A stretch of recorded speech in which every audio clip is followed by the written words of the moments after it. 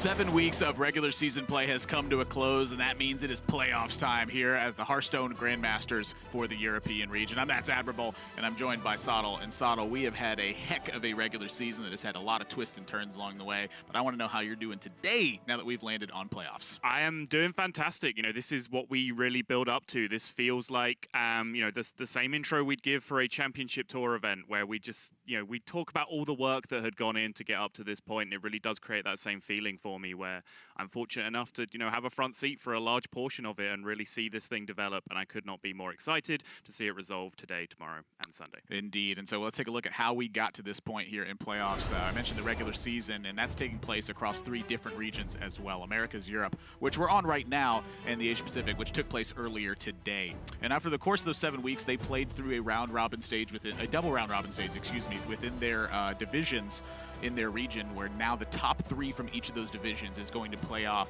and try to earn their chance at BlizzCon for that global finals. We're having 1 player per region per season of Grandmasters that will be finding themselves there. Yes, which, really thins out what is already incredibly high-level field. You take, 8 of the best players into each division, but then still only 1 of them per season then makes it through to that BlizzCon. That tournament that we then hold at BlizzCon is going to be one of the most elite-level Hearthstone competitions that we have ever seen. Indeed. It was an unnamed tournament at an undisclosed location in California in November, but we have now found out that BlizzCon is the place for that one.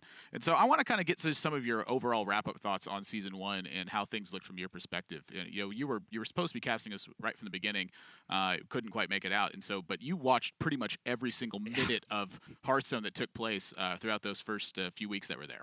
I did, and it was a lot of Hearthstone. First things first. I recommend heavily that you pick and choose your matches. You follow the players that you're interested in. Don't do what I did and spend 18 hours straight watching Hearthstone every day. It's not healthy.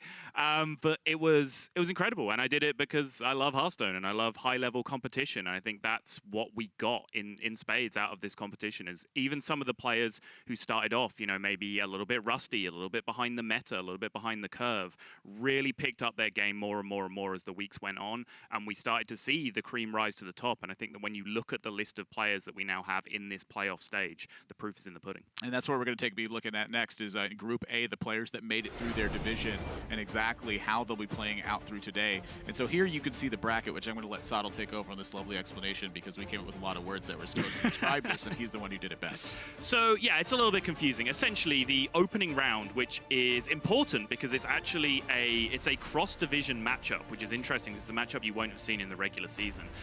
The winner of this essentially gets a second try. They will then afford to be able to lose a match and still have a second bite of the cherry to then win their second match and get out of the group. So it may appear on a surface level that this first match kind of has nothing to play for. That is very much not the case. You want that extra life. Of course, Fino sitting pretty, waiting. He will be playing the winner of Psycho versus Bunny Hopper, with the winner of that being our first qualifier. And so we're going to hone in a bit on Psycho versus Bunny Hopper and get to particulars of what's happening in this matchup that's coming up next. There you see their scores throughout that regular season. Psycho certainly had a bit of a weaker, I'd say, closing to the season than he did on the open side of things, because he was undefeated for a substantial amount of time until the back third of that first season, where it seemed like it was more difficult for him to pick up a match at that point.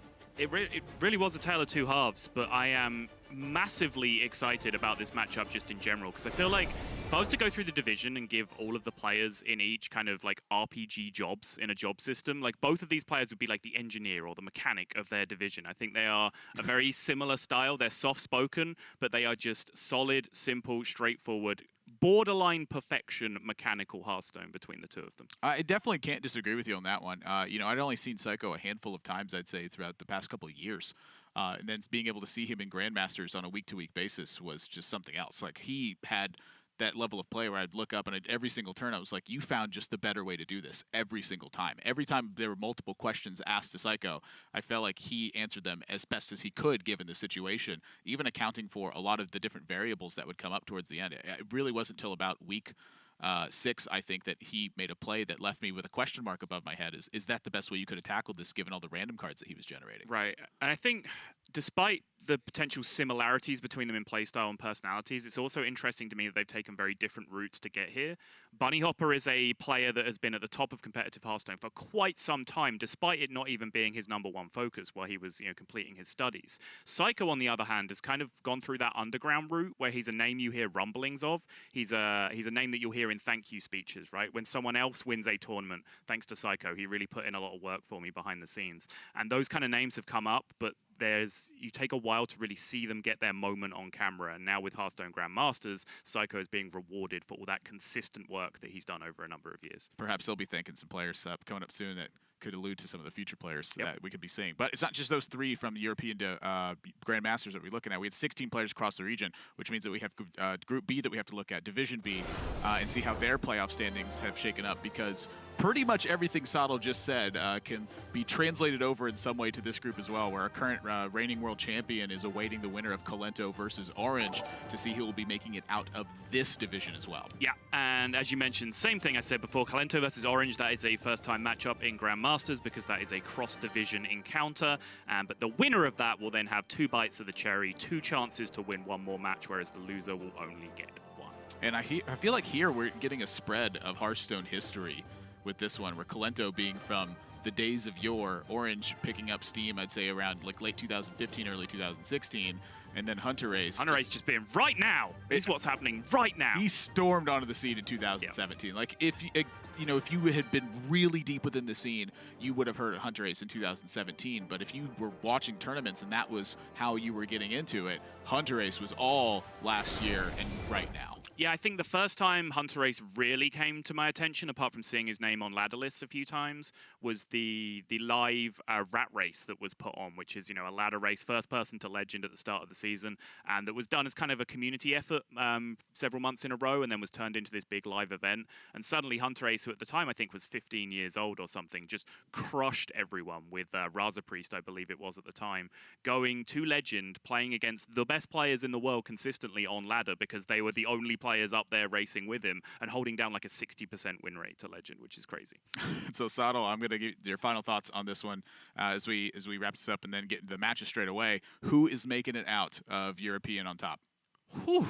You put me on the spot there. Yep, didn't warn you about that one before. You absolutely. I can't bet against Hunter Ace. I just can't. I think he is too good of a player. I think his mentality is fantastic. I think he does everything correct. So I'll put my hat on him for Division B, and then I'm just going to go with my boy Fino for A, because I just like watching him. I think he's good for the scene. I think he's entertaining, and that's a heart pick. I want him to do well. All right. Well, it looks like we're already getting straight into match then. In the fantasy draft that we had amongst the casters, I was pick 1 out of the group, and Hunter Ace was the one I slammed on the table first. I mean, obviously, how could it not? Yeah. And so we're heading into Psycho versus Bunny Hopper. So let's go ahead and take a look at the deck list now and see what we're in store for. I feel like last week may have alluded to some of the matches we're getting, because in Europe they have said, you know what, there's no time to mess around anymore. It's the strong of the strong where the deck lists are concerned. Psycho has brought his Water Rogue to the table here. 1 copy of Sea Giant. This is the deck that I think he has probably gotten the most work done with in Grandmasters. It is. I think the big point of relevance, the place to focus here, is that secondary deck, because he is going to be playing against a mage. That is the anti-mage deck that he's brought with him, and it's a little bit of a departure for what we've been seeing as kind of the standard secondary deck. He's dropped one of the copies of Walk the Plank and instead brought an Eviscerate into his deck, a single copy of Eviscerate that some people are choosing to include in the primary. Psycho is not, but he does find room to squeeze it in against Mage. And I feel like this is something that you had a talk about, is just fixing the secondary deck, where you feel like, the double Walk the Plank, double Fairy Dragon with a copy of Betrayal, while it worked, it wasn't necessarily ideal. Yeah, it's something that I brought up in the first week I got here, but little by little I became convinced that it did work. I think, obviously the players have put in a lot more preparation in building those decks than I have when I just turn up and spout some nonsense off the top of my head. But I think the more I saw it play out, the more it makes sense. But my brain still tells me that some more aggressive cards might be effective against Mage. Well, that's where we landed, and speaking of Mage, that's what Bunny Hopper has brought to the table here. I'd say that this is probably the one deck that has made the most impact in Grandmasters, is players having to account for this. And Bunny Hopper has taken that step in the idea of Rogue a bit further, where he's included a copy of Halftime Scavenger in the main deck now.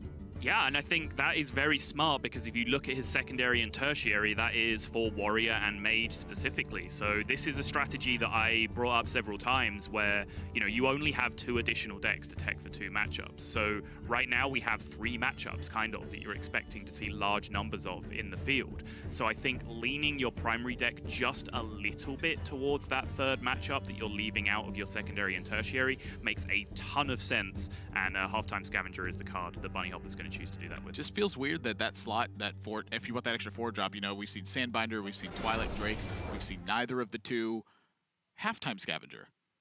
Like, of all the, it just seems so innocuous, but if you're going to be teching it into your side deck, why not make your main deck a little bit stronger versus Rogue, since you don't want to have a dedicated deck on your secondary or tertiary for it, and then leave those taken out for when you need slots in the other matchup. You know, that to me has sounded like one of the things that players have had the hardest time with, is which cards in Mage they want to take out versus the strategies they want to prepare for.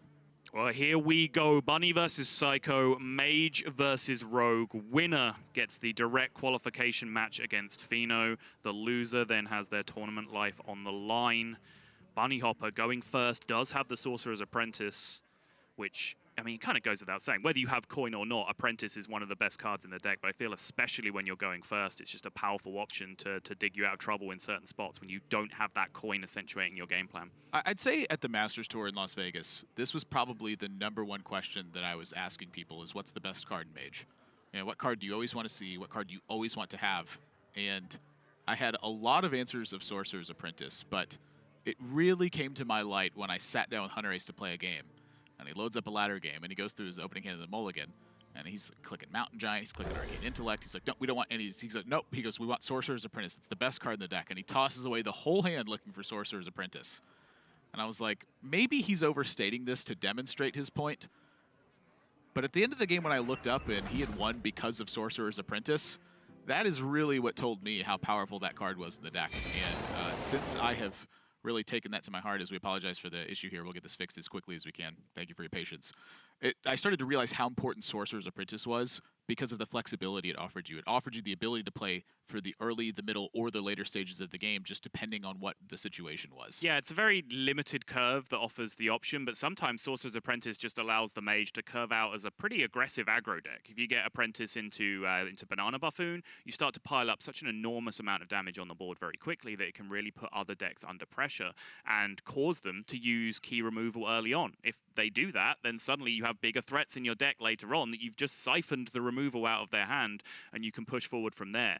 But more often than not, it's just a huge threat that comes down on the board. The opponent's game plan gravitates towards killing the Sorcerer's Apprentice, and with good reason. Some of the turns you can have when an Apprentice sticks to the board with Mage are amongst the most disgusting turns you have ever seen in Hearthstone. And so I guess one of my questions is, how useful is that against Psycho, where he's on coin, and Bunny Hopper knows the deck list at this point. We're in an open deck list format, and Bunny Hopper knows that he's got 2 copies of Backstab. He knows that he's got 2 copies of SI7 Agent, and again, Psycho has coin in that situation. Like, I feel like Sorcerer's Apprentice, to me, instinctually, it feels like this is a bit weaker than I would anticipate it normally being. I definitely can agree with that, especially because one of the big dynamics that we've been talking about with Rogue since Evil Miscreant came out is the ability for Rogues to backstab Miscreant. It's a little less effective in that situation where the Rogue has coin anyway, because they're likely to be coining Miscreant in some of those scenarios anyway. Although against Mage, we've kind of talked about that as well. Like, is that the game plan? Is coin Miscreant really where you want to be, and instead of playing more aggressive cards? But still, it's a card that I just feel is so effective because Rogue is functionally a tempo deck, which means that you have to fight back against them with tempo, and your best tempo card is Sorcerer's Apprentice in the deck. And so I guess let's look at that from Psycho's perspective now, where you know, we've talked about the Sorcerer's Apprentice at length. You know, your minions can contest this pretty well. Any one attack that you have in play, a combination with a dagger, represents a kill on that card. How concerned are you with being able to check Sorcerer's Apprentice in the early game? Like, are you keeping a Backstab, or are you keeping an SI7 Agent, thinking about that card specifically in the matchup? I don't know about the mulligan, but we've definitely seen how Backstab, SI7 Agent, and even the lackeys can be saved specifically by Rogue players for killing high-priority targets. Sorcerer's Apprentice, Khadgar, these things can be hidden behind mirror images. You can have your board frost-novaed, so there's no trades available. You need ways to check these from hand so that they don't spiral out of control. I remember specifically, actually, Bunny Hopper, who's involved in this matchup, we asked him a question where we said, hey, you didn't Backstab that 2-2, and you then set up this perfect turn where you you had like backstab Vendetta on the following turn. You were able to clear out the board. He just went, yeah, why would I backstab a 2-2 in this matchup? Like, that's not going to happen. I think that's an important mentality thing to really learn in the matchup. It's like, just because it looks like a great target, it has 2 health and you have a backstab, sometimes it's better to just let that 2-2 live, because there are so many important board objectives against Mage that you have to take care of. I remember his description on it left me somewhat bewildered. He's like, well, backstab is one of the worst cards in the matchup, so I didn't just want to, you know, waste it and get nothing from it. And I thought to myself, if it's one of the worst cards in the matchup, why would it be wasted on a 2-2? Like, it feels like that's not a waste because it's such a bad card in the matchup. And he later used it to like perfectly clear a double giant's position.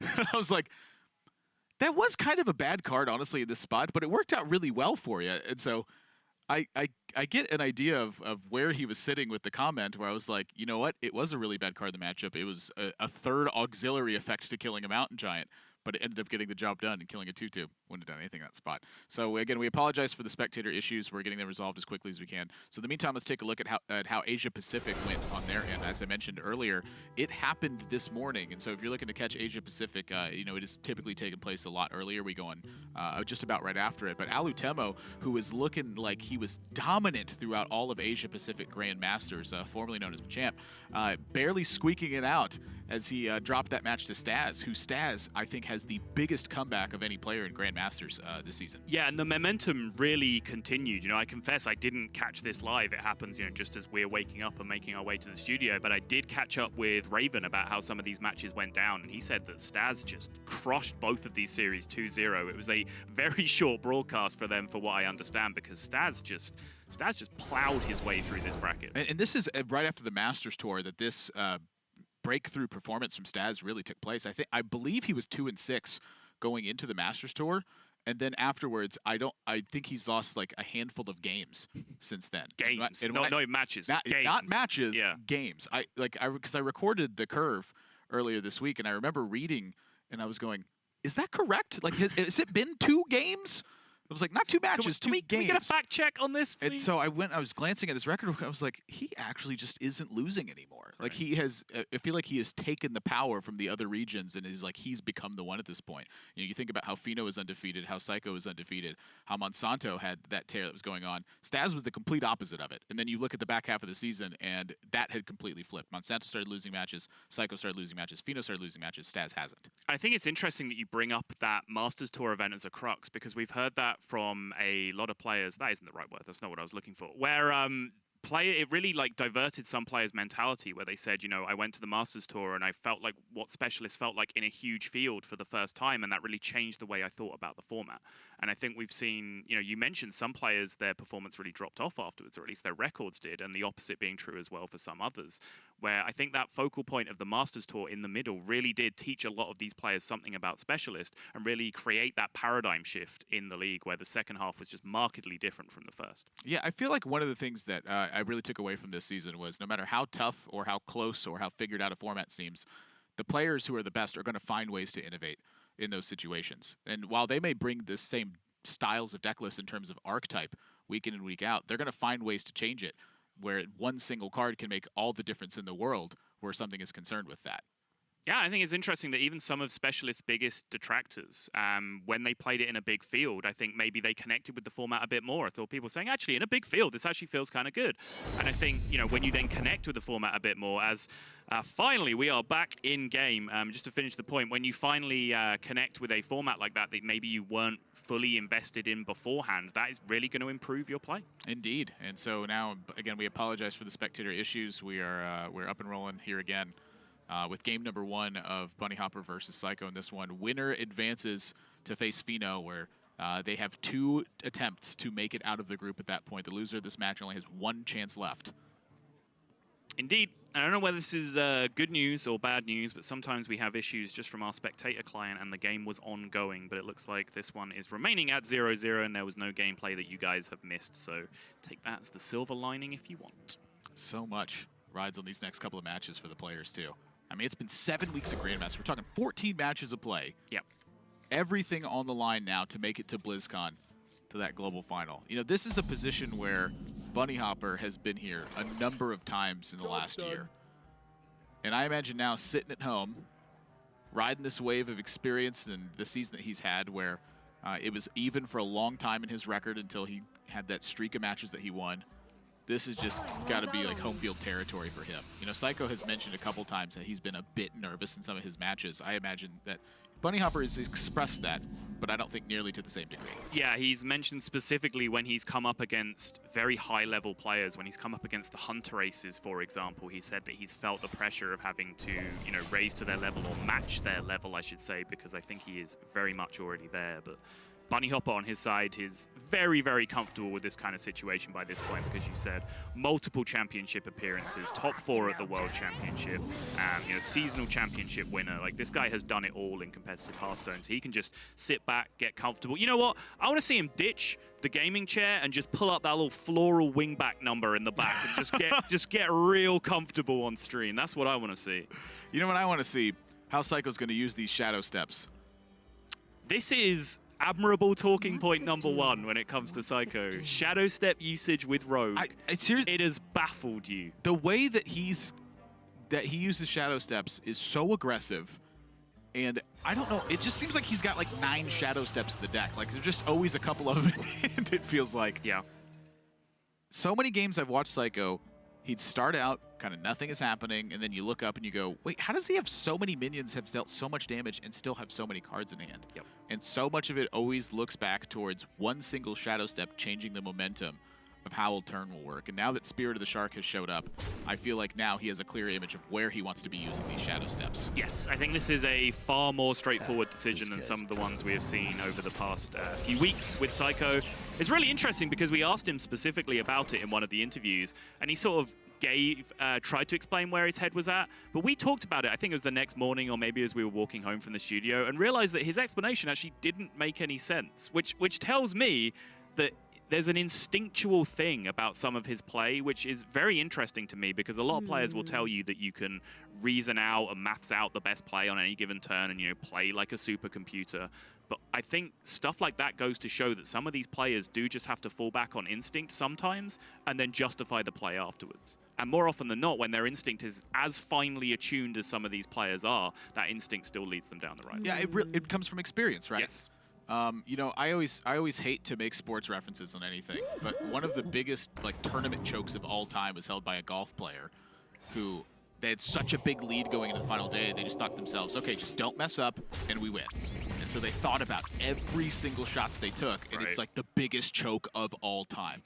When you have a certain level of understanding and mastery, you need to just let that instinct take over and really let it drive home how you're going to play the game. And I very much am in that category of like, I need to play instinctually. Like, if I think too much about something, it ends up becoming bad. And so very much I have to reflect on what happened after I've made a play and then let my experience guide me from there. So if I'm going to play good in a situation, I need to have made the mistakes that are necessary in the games before the one that really mattered when it comes to competition point. And given Psycho's explanation and what you just said, that does feel like a lot of how he plays, because he will tend to sometimes play very quickly, which tells me he knows what to do in the situation. He's been here before. Right. Meanwhile, Bunny Hopper, not too much going on this turn. Arcane Intellect really the only viable option. He's just kind of missing himself some kind of base to build from. He hasn't really had that smooth curve of the early minions, and he hasn't really been able to get his hand size up to the point where he can get a quick giant plan going. But he's not really under too much pressure just yet from Psycho. Psycho, as we were describing it, did that Psycho thing where he has played for tempo, but yet somehow still has 9 cards in his hand. Yeah, and he's going to keep playing for tempo and somehow still have 9 cards in his hand. It's a mystery. Evil miscreant, my dude. It does good things. It's a riddle wrapped in a... What's that big saying with the riddle and enigma and mystery thing? Yeah, you have it. Goes. Riddle wrapped in an enigma, I think that's right. It's a mystery wrapped in a riddle. Sure. I don't know. Something about enigmas at the end.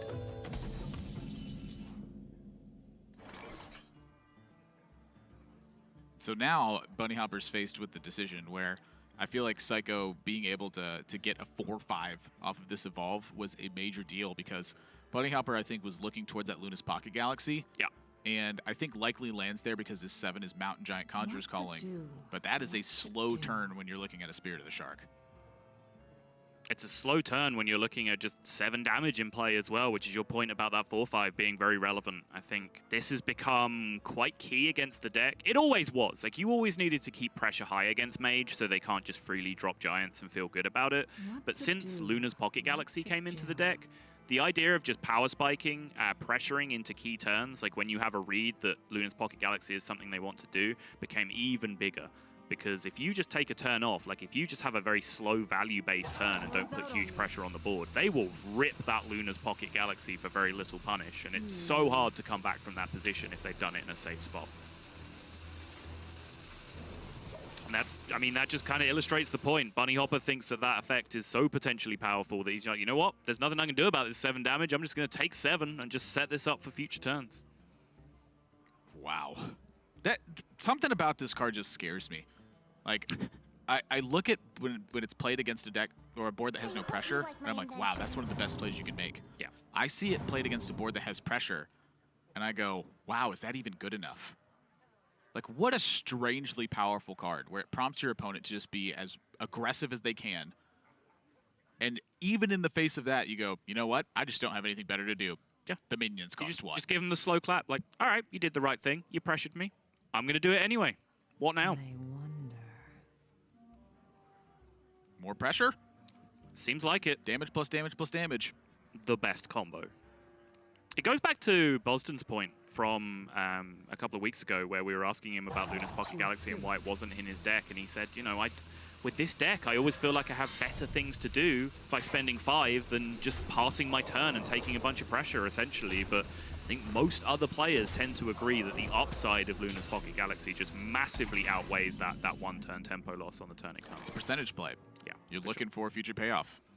And Bunny Hopper here is going to have to look for some pretty major payoff right now. You know, in game 1, I feel like the Giants are a bit more secure. You're looking at Backstab, Vendetta, SI7 Agent, Waggle Pick, and Lackeys. Those are the sources of damage. In games 2 and 3, you know, you're thinking about Walk the Plank. You're thinking about Betrayal and how your boards get set up against it. The dance of building board tension and freezing your opponent out, much easier in the first game than it is in the following. For sure.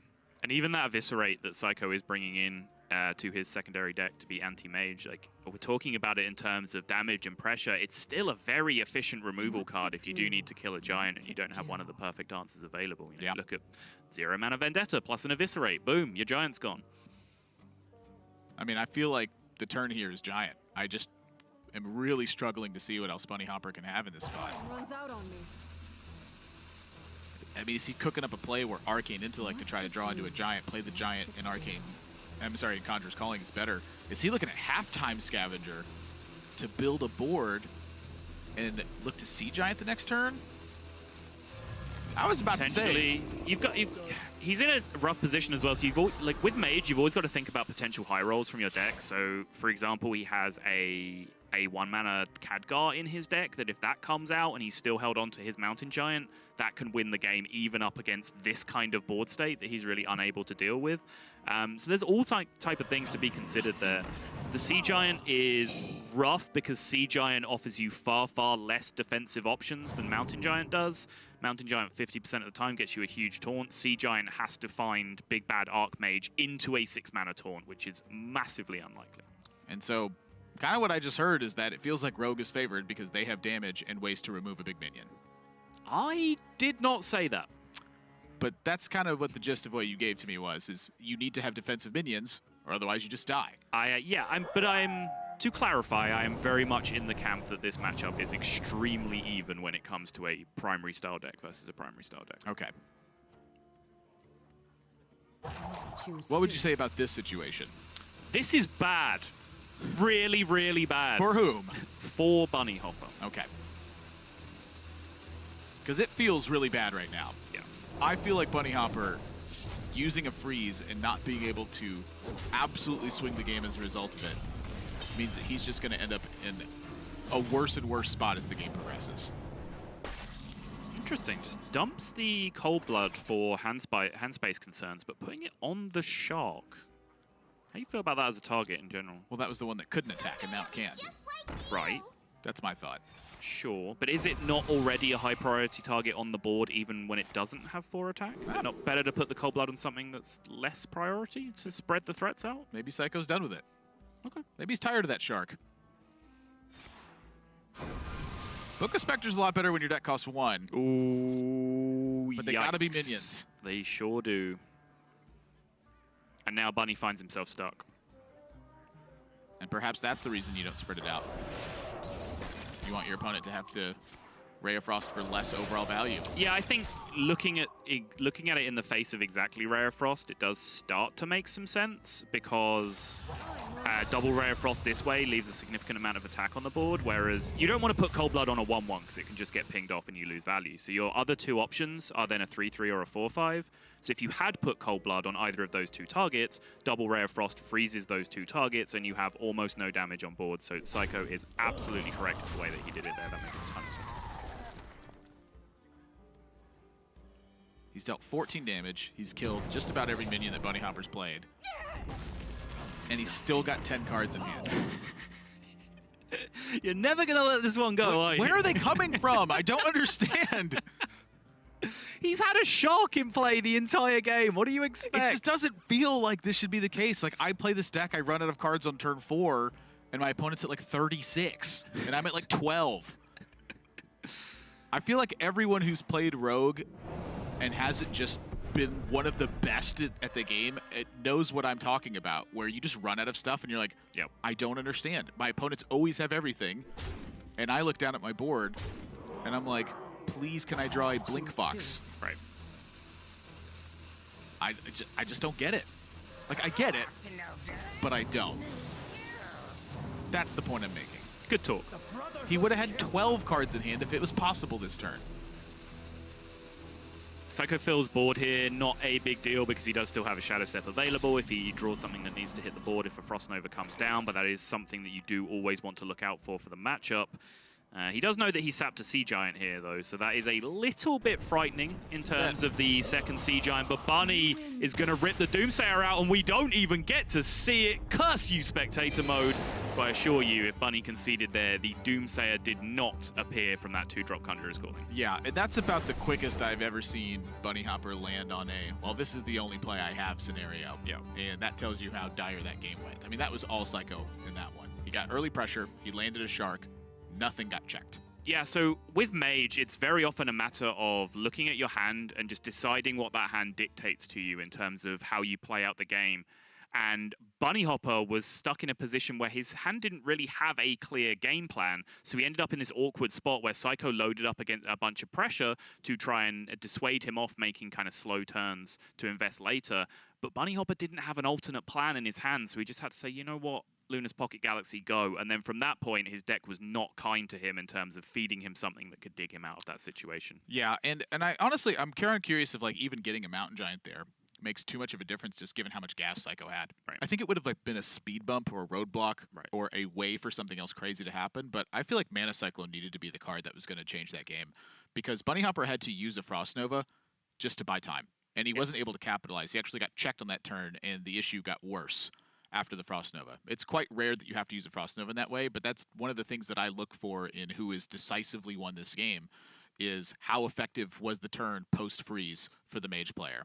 Yeah, and that goes all the way back to the classic Freeze Mage days as well. This is one of the things that you had to learn is just Frost Novering the board and passing the turn is just not good enough. You have to progress something in your game plan. But speaking of ways to progress game plans, Psycho has a couple of interesting ways to do that in his secondary deck here going up against Mage. Yeah, you know, you had mentioned that you think that game one is fairly close. I do. And I agree that it's fairly close. The difference is that the game itself will not look close. It will be decisive one way or the other, and you need to see a lot of the games to understand what makes the matchup close. It's a blowout in either direction, but it's close to 50% of the time it happens on each side. Right, and that's really the point I wanted to draw up here is that when Psycho has the dedicated deck that pulls this, you know, a little bit over the hump for him, we got further statistics about the players swapping to a secondary deck when their opponents are not. You know, we had week 6 statistics for Grandmasters, and then we incorporated week 7 as well. And in the prior statistic, it was a 16% difference in game win rate. When one player was swapping decks, the other player was not. After 2 weeks of play, we saw it go to a 20% difference in-game win rate. And now, granted, the sample size is quite small for Hearthstone. You need a lot of games of Hearthstone to know what that data actually looks like. But it continues to trend in favor of a massive difference when you can change up to 5 cards and your opponent cannot. Yeah, I mean, that's what was interesting to me. I called that out where I said, you know, this is just based off week 6 statistics, right? We have a very small sample size, but it's an interesting thing to talk about. Then when we've added in, when we essentially doubled the sample size, the win rate shift when players switch to a dedicated anti-something deck has gone up. That's bad news for Bunny Hopper. Look out for it. Season 2, keep an eye on it, because I think these secondary and tertiary decks are only going to get better as we move into Season 2. And so now Bunny Hopper's got coin. This is the territory Mage really wants to be in, taking advantage of extra hand size and extra cards. I feel like if there's one deck that does so much with extra cards in comparison to everything else, it has to be Cyclone Mage. Oh, yeah, absolutely. It's just the engine that their car runs off, right? Like, they just need cards in hand because A, it allows you to do more oppressive things with Sorcerer's Apprentice when you have a handful of cheap spells. It allows you to turn those cheap, low-impact spells into big, high-impact spells off a Mana Cyclone if that's your option. And then just the very surface level. You play Mountain Giant in your deck. You want to have a ton of cards in your hand. Yeah, I feel like for Psycho, you just want to have any other cards in your hand as well. That is about as poor as it gets right now. Yeah. The Edwin offers some kind of ray of light through the crack in the window, but Walk the Plank, very reactive card. Togwaggle way too slow. Leroy Jenkins is your finisher. It means Bunny Hopper, this is going to be the polar opposite of what we saw in the first game, where Bunny Hopper is going to have, first of all, complete freedom to do whatever he wants because he's not going to be under significant pressure unless there's a big Edwin draw that changes that off the top. And secondly, he has multiple game plans being projected to him by the contents of his hand. Yeah, and that to me is the first point is the big one. No pressure that you're under right now. Yep. You know, Walk the Plank is a great card when you have damage cranking. If you don't have damage cranking, that Walk the Plank is going, oh my goodness, I hope they don't have another giant. Yes. Like, that's what that starts to say at that point. And so for Bunny Hopper, you look at the way his hand is panning out, 2 Arcane Intellects in a row is going to give him a high potential to be able to make something happen. And so Snip Snap showing up may change the way this game plan works out. But right now, Bunny Hopper's eyes looking at that Mana Cyclone and Sorcerer's Apprentice and saying, what else can I do with this? Someone else looking at a hand and going, what on earth can I do with this is Psycho right now, because there is just nothing going on except a singular 3-mana 2/2. Yeah. So many and I think that the look on his face is, you saw him kind of shift his eyes over to the side and go, what am I supposed to... Yeah? Yeah, it's appropriate right now. This is one of the worst opening collections of cards I think you could draw. Worth going back and looking at Bunny's turn as well. He chose not to tempo out the Apprentice, which is a turn that we've been seeing very commonly from a lot of players because it plays into that backstab miscreant dynamic that we talked about in the lead into the series. Chose to coin AI because he has a lot of upside in his draws right now. He can find Elemental Evocation to then give him an insane Mana Cyclone turn on the following turns. He can find Mountain Giant in a hand that contained 2 Arcane Intellects. There's just so much upside to him for drawing cards right now. So coin AI definitely is the best of both worlds in terms of counterplay versus what your opponent wants to do, but also just maximizing your own game plan. And what does this Edwin tell Bunny Hopper about Psycho's hand right now as well? You know, I wonder. Psycho's going to have little to no information about what's going on with Bunny Hopper's hand. And I feel like when Bunny Hopper sees this, you kind of look up and go, well, there's no Fairy Dragon. There was no Blink Fox. There's no SI7 agent. What is the hand right now? It feels like it's exactly what it is at that point. I think Bunny reaches the right conclusion in the face of that information, which is, all right, I'm just going to get on with my job and work this out later. Like, I don't think that 2/2 really changes Bunny's plan of coin AI into AI, so he doesn't necessarily have to worry about it a great deal. And so now there was no Hench Clan Burglar, there was no Life Drinker, there was no Waggle Pick, there was no Spirit of the Shark. The only cards left that it could really be are Backstab, Shadow Step, Sap, Vendetta. Ziliax, Ziliax is out of the deck. Oh, okay, fair enough. So Yeah. Oh, yeah, you're right. I'm Togwaggle- looking at the primary. Togwaggle, Absolutely Walk right. the Plank, Eviscerate, and Betrayal. Like, it literally can start to be deduced to almost this exact hand. Yeah, it's the removal cards and then a couple of specific minions, which in this case are the minions that he does have. So in that case, like, where is your head at as Bunny Hopper? Because I don't think, like, playing a giant here and getting it dealt with no pressure behind that is necessarily the worst thing in the world, right? Like, he just has the freedom to do this. Even if there is a handful of removal, he will overwhelm that removal eventually. So here's the thing. A, you start getting the removal out of the way because you have excess stuff right now. B, if Psycho draws a minion, he doesn't necessarily have the freedom to play it.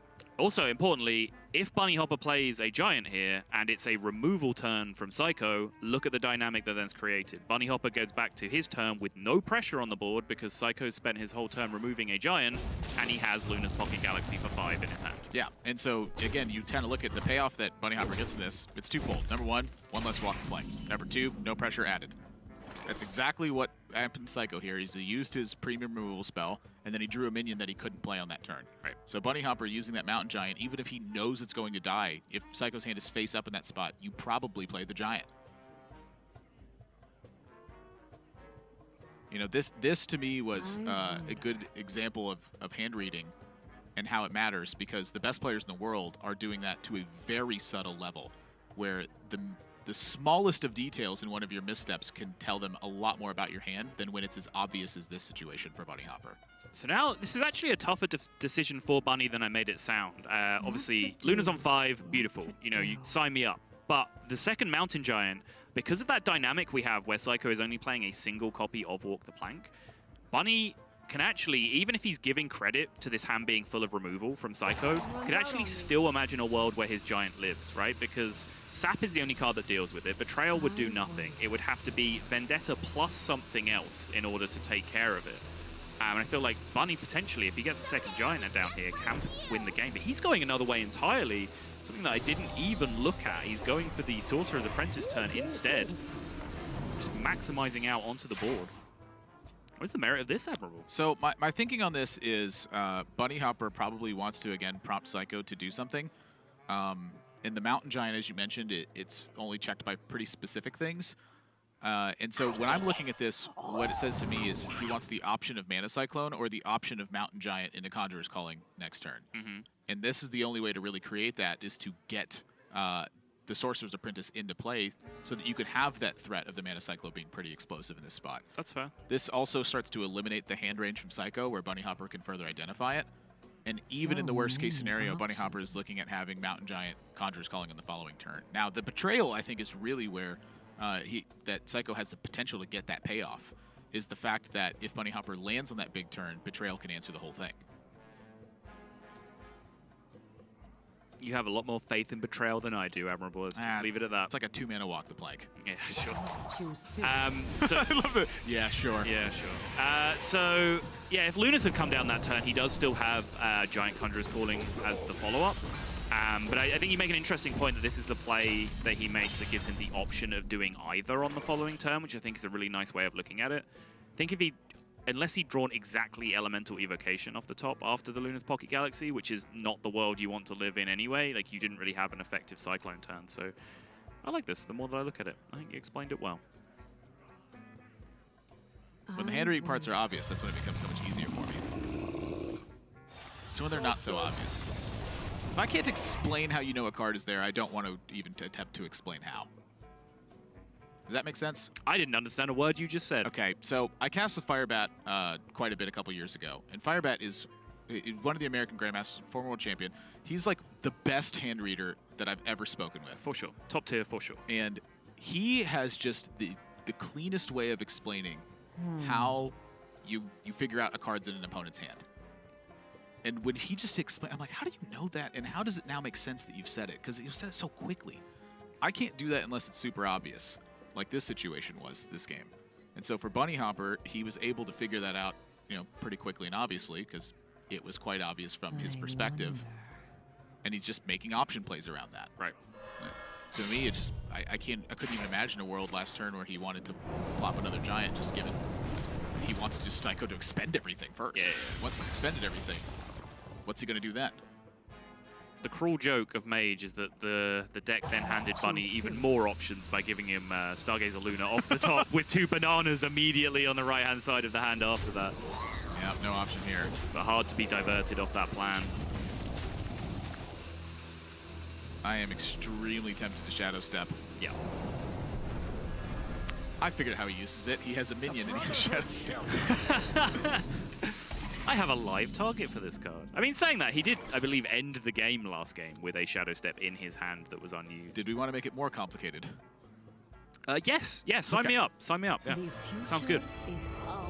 I actually think that simplifies the turn quite a lot.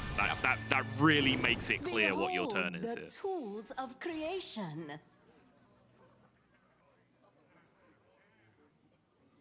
Hello? Apologize. Do I not get a card? Okay. Behold the tools of creation.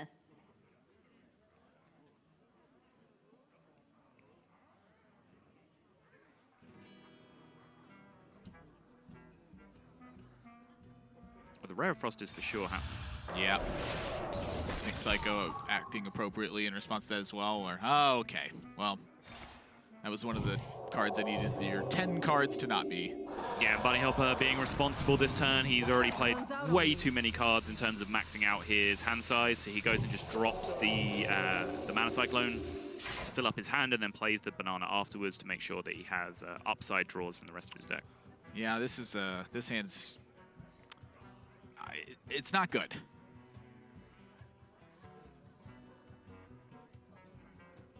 Psycho has been on the opposite end of last game's pan out, where instead of options he has, I wonder. you know, I'd say close to no options. He has had very close to one play available to him each turn that, you know, has any kind of justifiable merit behind it. And so looking at that, you know, when I have Waggle pick set up and I have Leroy, my head always looks towards how can I win the game with this, because that's a lot of damage. It sure is. I wonder. But you can't control where the Waggle pick sets. So perhaps time is just the way you go.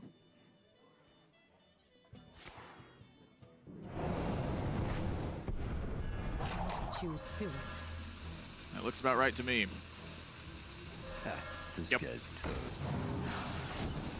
Continue a bit of the battle for the board.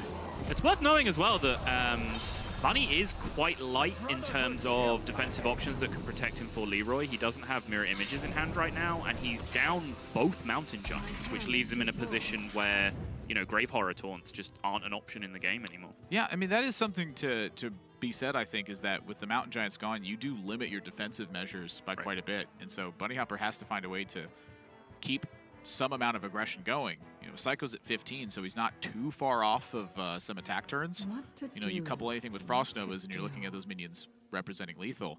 But his hand is just kind of garbage. Yep. It's just a bunch of stuff, really.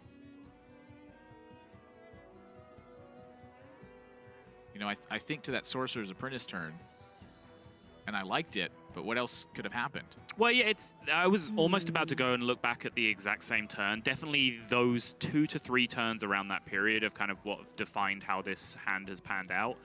Because his Mana Cyclone turn that he ended up with was actually quite inefficient when you look at it. He had to deliberately take a bad one in order not to burn cards. And he's also had a huge Luna's turn where he, you know, smashed through his deck without having Luna's Pocket Galaxy active as well. Like, is that a situation he could have created? Mage is hard. There's always options. That's an option. Big outcome off the 3s as well. So 10 from hand now for Psycho, with 4 connecting this turn from minions. He's 5 damage away. I see a 6-mana 5/5 in hand. I see a 6-mana 5/5 on the board because I'm living in the future.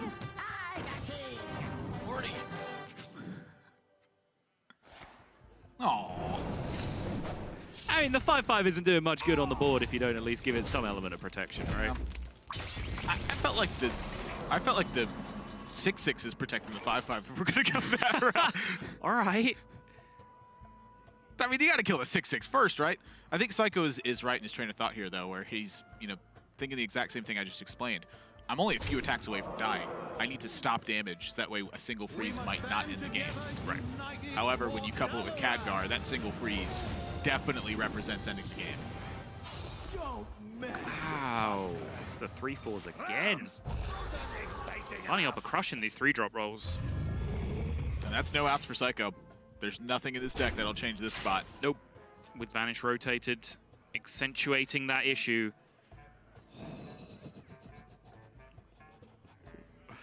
Wow, if that Eviscerate went face. How much damage went to minions? Yeah. If that Eviscerate went face. Yep. I was going to bring it up because when you said, he needs 5 damage, he has very few cards remaining in his deck at that point that offer him that damage.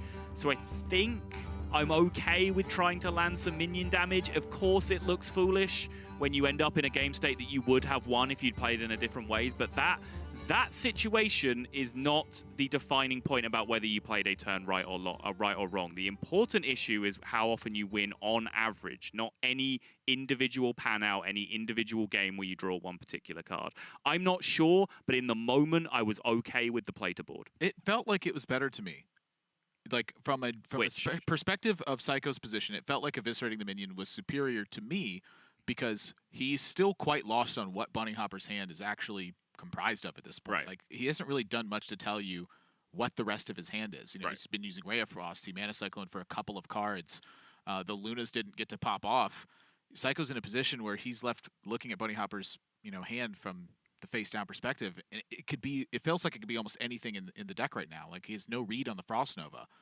And so with that being the case, I feel like playing for board and trying to connect 5 more damage from a Heist Baron Togwaggle in that situation is superior.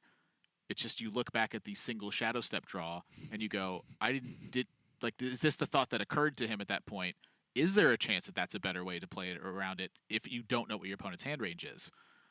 And I don't know. Well, bear in mind, I believe he had still seen 0 mirror images at that point. No, he'd seen 1 mirror image. So I think there was 1 still remaining in the deck. Which if you go all out face at that point and your opponent just has mirror image in their hand, you kind of lose at that point. You're on a 0 outer. Yeah, it's an interesting decision to look at, as it always is when the one card comes off the top that makes your decision look stupid. But I really need to hammer that point home that it doesn't change the decision. One individual result does not change whether a decision was right or wrong. Yeah.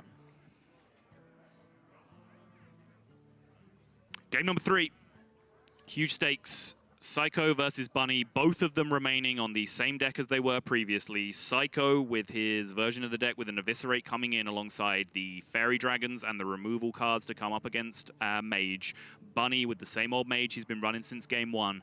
Again, winner of this progresses forward to then have 2 bites at the cherry to make their way out. The loser will then have their tournament life on the line in their very next series. Going back over to Psycho in a much different opening hand as well for him, where there's minions that you can play. Whoa! That's a novel concept. And so this is the classic battle now. Can Bunny Hopper's deck fend off the generic value pressure that Rogue wants to apply? Generic value pressure. Hey, Blink Fox, SI7 like agent. Yeah, kind of like it. To me, like, this is one of the most Rogue decks that we've had in a long time, where Rogue feels like, by nature of the class of Rogues, they're going to try to get scrappy victories. Yeah. If an SI agent sneaks into your building and gets in a scuffle with you, they're going to try to grab whatever tools they can and try to hit you with them, right? You've caught the SI7 agent. They're trying to break in and steal your stuff. They're just going to grab what you have laying around and seeing what they can do with it. Right. Sometimes he picks up a Pyroblast scroll that's sitting on the table. Sometimes they find, like, a Sorcerer's Apprentice. Sometimes you just had a burning mass of 10 damage fire in your apartment that was just lying around that they picked up and threw at you for some reason. You played like in Oblivion, like Skyrim World and stuff. Yeah, the scrolls or whatever. Okay. That's like the Blink Fox. The Blink Fox just comes back with, like, the thing, and you're like, what is this? I'm struggling flavor-wise to reconcile SI7 agent into that world, though. I think that's kind of what I'm... That's like the iconic Rogue, like, thing, right? This guy's toast. But no, I'm very much with you. I have always been a fan of these kind of weird rogue decks. It's usually the first thing I build in every expansion, going back to just... I had a deck that just had, Loot Hoarders and Undercity Valiants and things. You just played for tempo and you had cards in your hand because all of your stuff drew a card or generated something when you played it, and you just kept going and kept going and kept going and being efficient. And speaking of playing for tempo, Bunny Hopper opted for the 2-mana Cyclone. Just played it. Yep. Thoughts? I'm okay with it because he has the second one in hand, and I think in that spot with coin from the opponent, you're not really too worried about backstab implications. We talked about Bunny's dynamic where he said, if a 2-2 gets backstabbed in this matchup, like that's good for the mage player because it's a backstab out of the hand that can then deal with a more high functional threat. And I guess SI7 has the same kind of dynamic. If neither of those cards are present, you get a payoff where you can then start to contest 3/3s from the opponent with just your 2/2 and a ping. I mentioned last week, I remember I said something to the degree of Boar Control would play this Mana Cyclone here. He promptly messaged me and said I would not have played the Mana Cyclone, here's why. And he listed a number of reasons and options, which I was certain he was going to do. That is peak Boar Control. That is the most Boar Control thing I've ever heard. I really wanted him to tweet about it because that was like the whole point, was like prompt him to discuss the mastery required in order to understand why you should play your 2-mana card on turn 2. Right. And then Bunny Hopper this week, I was going to mention how Boar Control told me not to play the Mana Cyclone because of XYZ, and then watching him do it, and I was like, Sottle, I just don't know sometimes. Yeah, I mean, Mage is hard. I will come back to that over and over again, and people, you know, even people who sound like they're certain what the right play is, they don't know. The deck's too hard. There's too many variables. There's, you know, too many X factors to come into play at any given time. I'll take confidence backed up by reason. Yeah, oh, 100%, yes. I'll call you right in that situation. Yeah, sure. If you're convincing enough. Wow, no Luna before this. So he wants to Luna after he plays her Pocket Galaxy. This is certainly an interesting game plan, a big diversion from the norm for Bunny Hopper, where he's just trying to fight as aggressively as he can up into that turn 5 and then potentially get the payoff that way with so many of his big impact minions left in his deck. Just so happens that Psycho just has a nicely balanced hand this game. We saw first game, he had all the pressure and none of the removal because it wasn't in his deck. Game number 2, he had all the removal, all the clunky minions and none of the pressure. This game, he just has a perfect balance of the two, where it is that dynamic that we've talked about so many times. It's minion pressure, then backed up by that removal. And in Psycho's case, even better because that removal is doubling up as burn in this situation. Oh my. Oh my. That's game. It's not this turn, but that's game. How is Bunny Hopper going to defend that? It's a great question. It's a lot of Frost Novas and a lot of mirror images, and I don't think there's enough of them in the deck to get the job done. It's 9 in play. You have 6 on the Leroy, and you have 7 more in burn with the Frostbolt and Eviscerate. I know this is dangerous territory, Admirable, but do you just play the Leroy now? I'm actually pretty confident about this. Like, you play, because it beats Ziliax anyway, right? Like, Ziliax is the only out in this position, apart from just random conjurers calling Scammery. Okay, Luna, Sea Giant, draw Snip Snap, and draw Ziliax. That's the way he lives, is that right? How much mana do you have this turn? Your minions cost 1. Does that still work though? I guess if they're the immediate draws, 3, yeah, if they're the immediate draws, then it's fine. Yeah, okay, sure. And this was the play that Bunny Hopper set up. That's why he played for the Mana Cyclone pressure, is he wanted to just get something on board, kill a minion with something he had on board, and he ran into 2 removal instead. And so the Snip Snap gets this is the world. If you've called this out and it happens, I am going to burn you as a witch.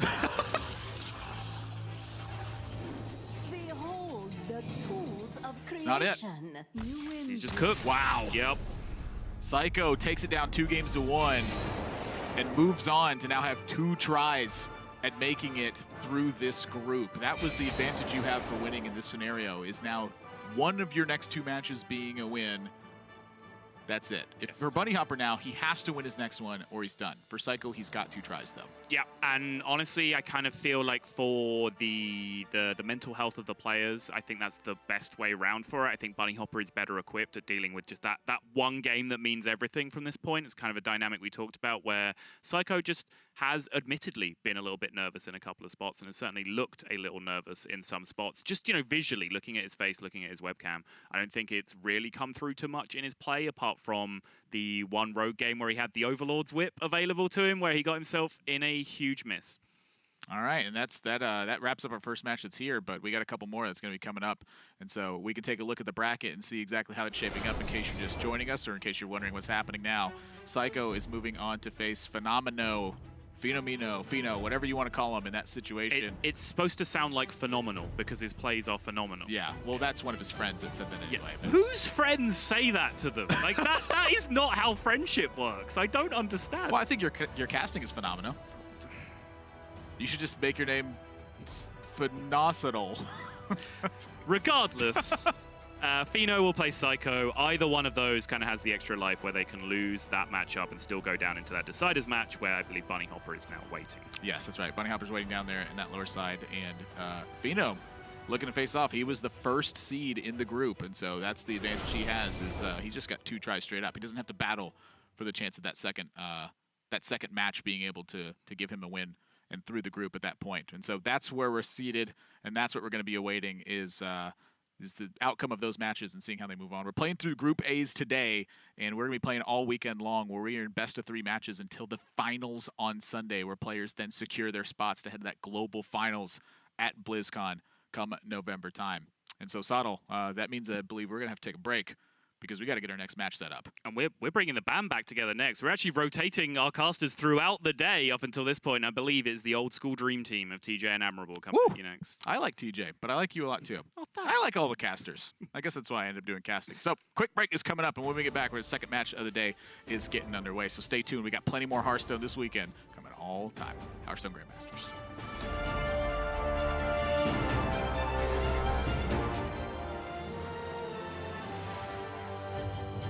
Hi, I'm Monsanto. I came up with the username Monsanto. I was in high school. It's from the company Monsanto, the big evil corporation. One of my teachers hated that company so much that at the end of the year he told us, well, if you didn't learn anything from my class, it's okay, as long as you remember that you should hate Monsanto. And that was like such a big thing to hear from your teacher, and I just immediately changed all my usernames to Monsanto. My best Hearthstone esports memory was in 2016 in Summer Prelims. I was facing Dude 7597, and I was completely losing on board as Druid against the Zoo Warlock.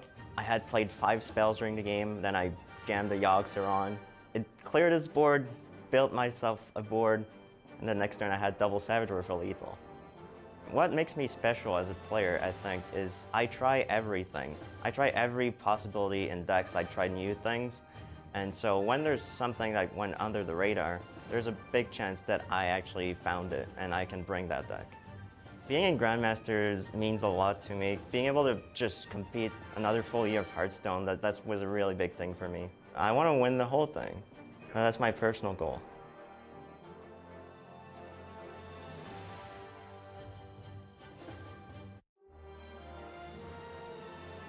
My name is Francisco Frale Montas. One of my best friends came out with my nickname. We are all getting like nicknames with 3 letters for some reason, like 13 years old. My name is Francisco, and Francisco's called Pancho, so it's just like 3 letters from that, P and C. One interesting thing about me that most people don't know is that I used to study ancient history. I quit for Hearthstone in a couple of years, but plan on going back at one point. My favorite Hearthstone esport moment was when I topped like lethal 2016 Copa America Finals. That was like my first big win, and I was very, very happy. It's like finally all that I worked for coming true. Being Grandmasters for me means that all the hard work that I put in last years and all the time that I spent the game is paying off. My favorite thing about Grandmasters would be that I get a chance to prove myself like on the big stage. What makes me unique as a player, I would say, is just bringing very complicated decks to tournament, like mostly combo decks that people usually don't play. My personal goals this year will be to earn as much money as I can, of course, and yes, improve as a player and play the best I can.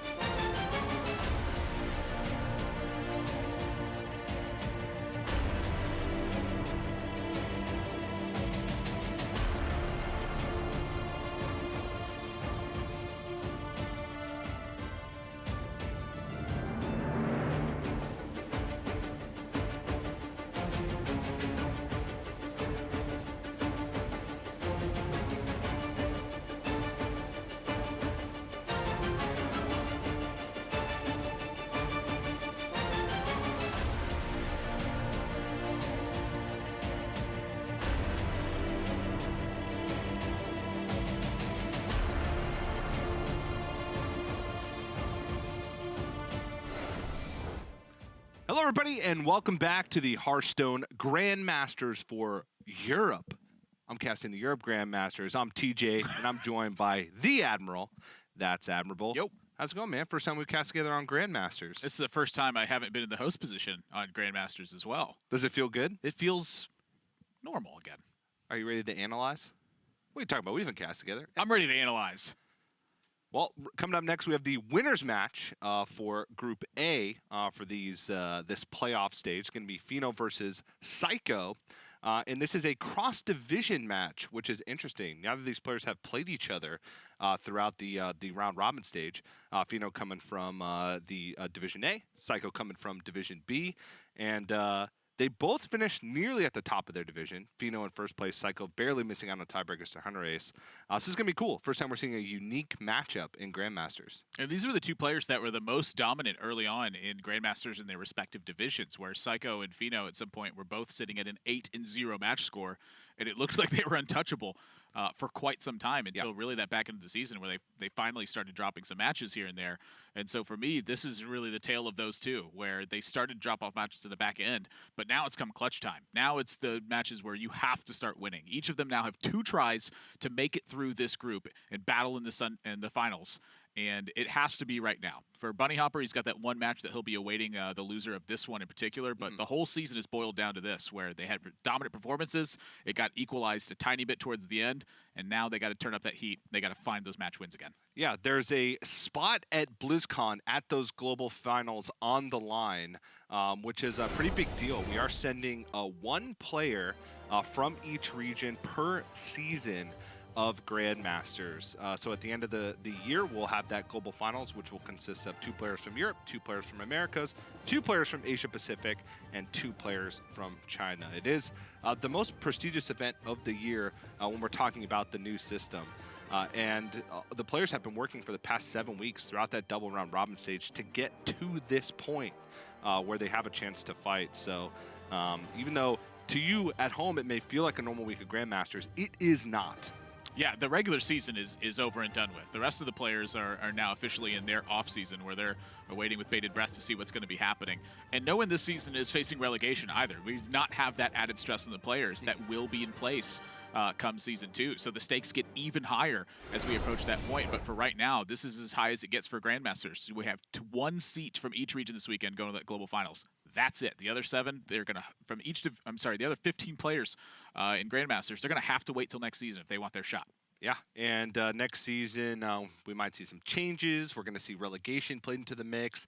There is going to be just higher stakes in general. Also, it'll be their last chance to qualify for global finals. So the players that maybe slacked off and took it easy for Season 1, they're going to have to step up their game for Season 2. But let's start talking about the winners matches now. We did give Psycho some time since he just played in his initial match for the group. He's kind of regrouping, maybe taking a look at Fino's lineup to see. But it's going to be a pretty similar matchup. Both players are playing decks that they've played a lot throughout the season, that they've been very familiar with over the course of the season.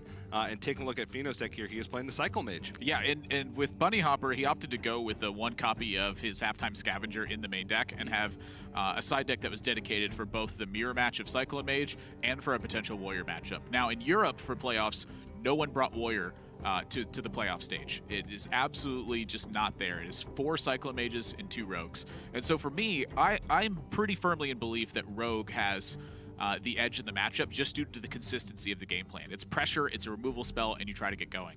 And so for Fino here, the fact that he does not have a Mage deck that's in here, if it comes down to a Mage matchup for him at some point, that's a detriment to him. But for right now, he does 2 copies of Halftime Scavenger that's sitting in that secondary deck, which is the one that will come into play versus Psycho. And so that's where in the secondary and tertiary games, he's going to be looking to grab his edges, having that 4-drop that can provide you a bit more life and a bit more tempo. Yeah, and Psycho, on the other hand, is playing that Burgle Rogue, tempo-oriented. And he does have a secondary deck that has proven just, 10 minutes ago to be very effective against Mage with the Fairy Dragons, Eviscerate, Betrayal, and Walk the Plank. It's not always super consistent because you can get those dead hands where you have all removal. You and Saddle were talking about it's about having minion pressure and then following it up with removal. And I feel like that secondary deck from Psycho, which will come into play it kind of finds that nice balance between the two. But Yeah. time to get into it. Yep, game number 1, a bit removal light for Psycho. It's pretty much limited to, Vendetta, I'd say, being the big one. That's going to make an impact. Is a lone copy of Sap in there as well. But that's what games 2 and 3 are all about, is Mage is weak to early pressure. And Ray of Frost is really one of the only ways they have to take care of stuff. And so what better minion to have that pressure going than Fairy Dragon in that instance? Yep. All right, well, Psycho on the coin for game 1. Fino not, but I feel like Fino, out of any player in all regions of Grandmasters with Cyclomage, is the player that can find the most creative lines. He can play the Cyclomage in a lot of different ways. He can play for pressure. He's good at maximizing his minions on the board in the early game, which is not a skill that a lot of Cyclomage players have. They tend to focus on, I need my Giant, and I need my Conjurer's Calling, and that's how I win every game. But that's not the case. Every time I sit down and play Cyclomage, I put on a yellow bracelet that says WWFD, or what would Fino do? And every single turn I look at the bracelet and I picture what would Fino do in this situation. And the answer is usually play the minion so it's in play. It looks quite weird and almost too simplistic, but when he starts doing it, you get an idea of where his head's going, because at a certain point this deviates. And I haven't really pinpointed quite when. I think it's more of a feel thing for Fino, where he's getting an idea of what his opponent's hand is. An opponent had an awkward hand that tried to do something and it didn't do it quite as efficiently as possible. But at some point down the way, that play changes. It goes from just play my biggest minion to set up a big turn that tries to start ending the game. And so in the meantime, though, Fino, he quite literally just plays minions on curve and starts trying to fight for it. Yep. And it works out a lot. A lot of times you have to deviate, especially against Rogue, since Rogue is going to pressure you. Oftentimes you don't have the luxury of being able to just wait for Giant Conjurer's Calling, unless your early hand can fight for the board. But Psycho starting off with a couple of Blink Foxes, picks up Astral Rift and Bonfire Elemental. Not the best. Bonfire Elemental is just a 5/5 that you can play on the board. I don't think he has any elementals in his deck. He does not. So it's not like he's going to get the Battlecry effect off of that. Unless, I don't know, he picks up a Henchclan Burglar and finds an elemental somewhere. I could Shadow Step his Bonfire Elemental after the turn after he played it. And then play it again and draw a card. Yeah. Found it. Played itself as the precursor elemental. And so this is the turn I think that is really key for Fino, that he has Ziliax available right away. Is he offsets the pressure that Psycho's placed in trying to get going here, and then B, it moves him right into turns where he's starting to enter that dangerous Conjurer's Calling territory for Psycho, and that's the situation in game 1 he needs to be in. He has to get stuff in play, disrupt what's happening, and then follow up with a big play. Yep. And the one benefit that the Ziliax does have, at least in this situation, is that it's also blocking the Blink Box from being able to hit base and then bounce back. He can bounce it back right away with the Waggle Pick to essentially heal it and play it for 1 mana. He could try and play minions and maybe have a theoretically better target to bounce back, but having that guarantee gives you that peace of mind, and now you can play Spirit of the Shark alongside of it. Yeah, I think that's a threatening enough turn for Fino, where he's got to now pay attention to what happens. Whoa. And he wants to find a way to pressure check on the Spirit of the Shark. But at the same time, he doesn't have the mana to play a Giant and Conjurer's Calling. And so the turn for here in Fino's position gets quite tricky, where once again you look down at Psycho's position. He's managed to create pressure. He's managed to answer what Fino has going on. The difference is the Ziliax restored all the pressure that he put out. And so can the value he's generating be enough?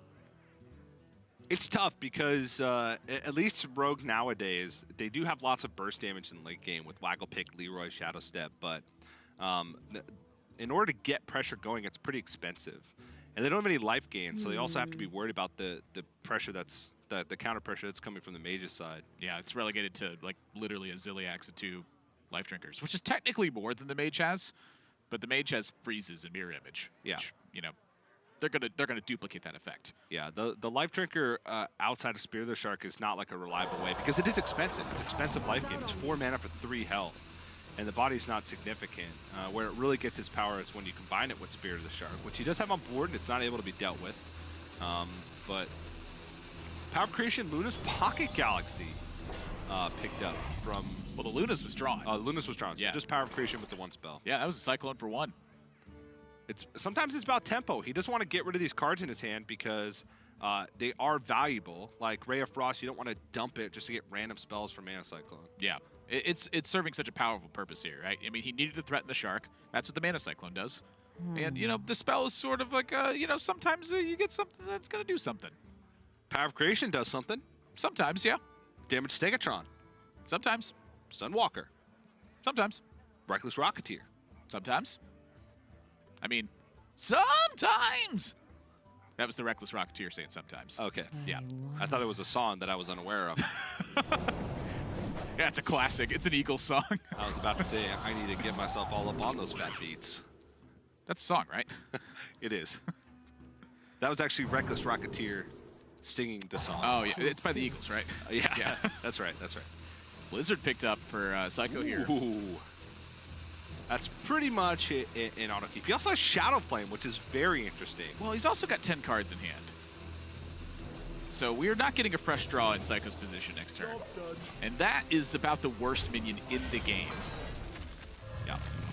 Dust Fallen Aviana, I believe, which makes the first card player's play turn cost 0. Yeah, that's right. So your opponent gets the first effect. Yes, because the first card you're playing is Dust Fallen Aviana, and then they get the first effect. Yeah. And so now I'm looking at the Shadow Flame.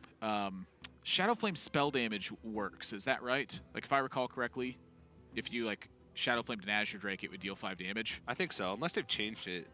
It's possible. Yeah. I'm recalling like 2015 tooltips from like video graphic or like infographics I saw on Twitter. Yeah. Back in the day. It's been a long time since I've actually cast the card Shadow Step. But it does. Kirin Tor Tricaster is the reason I was looking at that.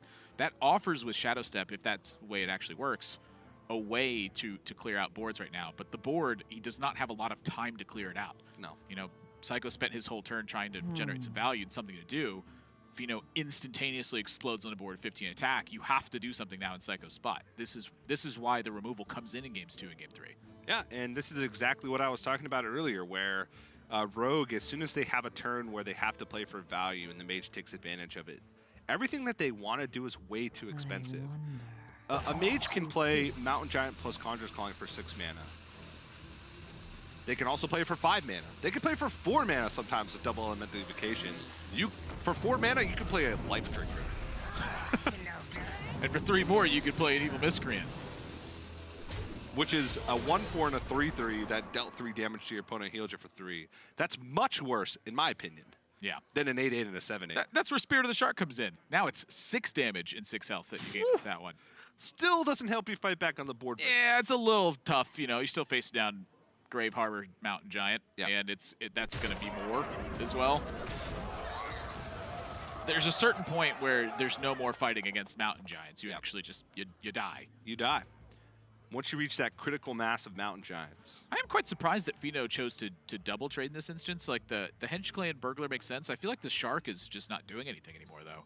Yeah, it feels like it might be too expensive for the Shark to be of impact, but he does have another Conjurer's Calling in hand, so I guess that the damage he delivers to face actually doesn't necessarily mean anything, because the Conjurer's Callings will just represent lethal throughout the game.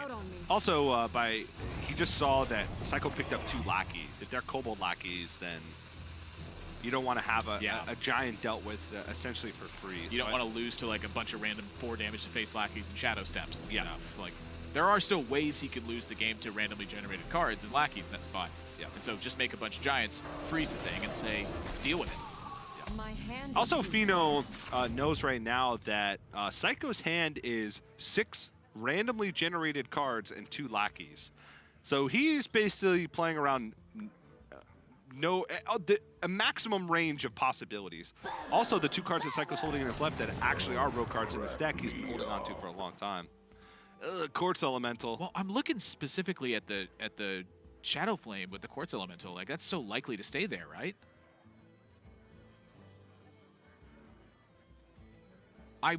Honestly, I don't know the Tricaster Shadow Flame interaction. Like, you mentioned it might have been changed, and now I'm second-guessing myself. So it's Blizzard this turn, and then next turn for 9 mana, you play Kirin Tor Tricaster and Shadow Flame to clear out. Like, that's the game plan, right? Yeah, it has to be. And honestly, it looks like a pretty solid game plan. I'm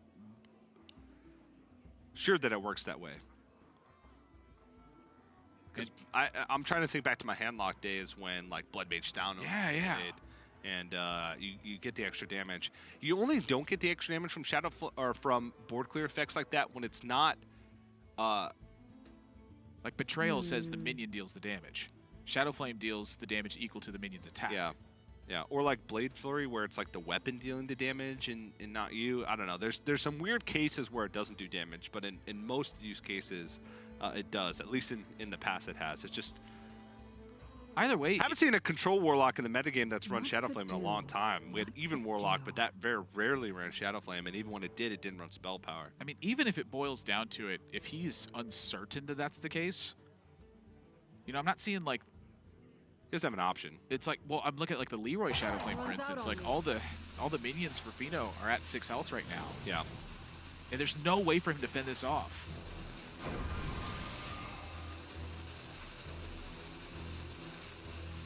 I'm pretty sure it does work with spell damage, the Shadow Flame, but I'm not certain.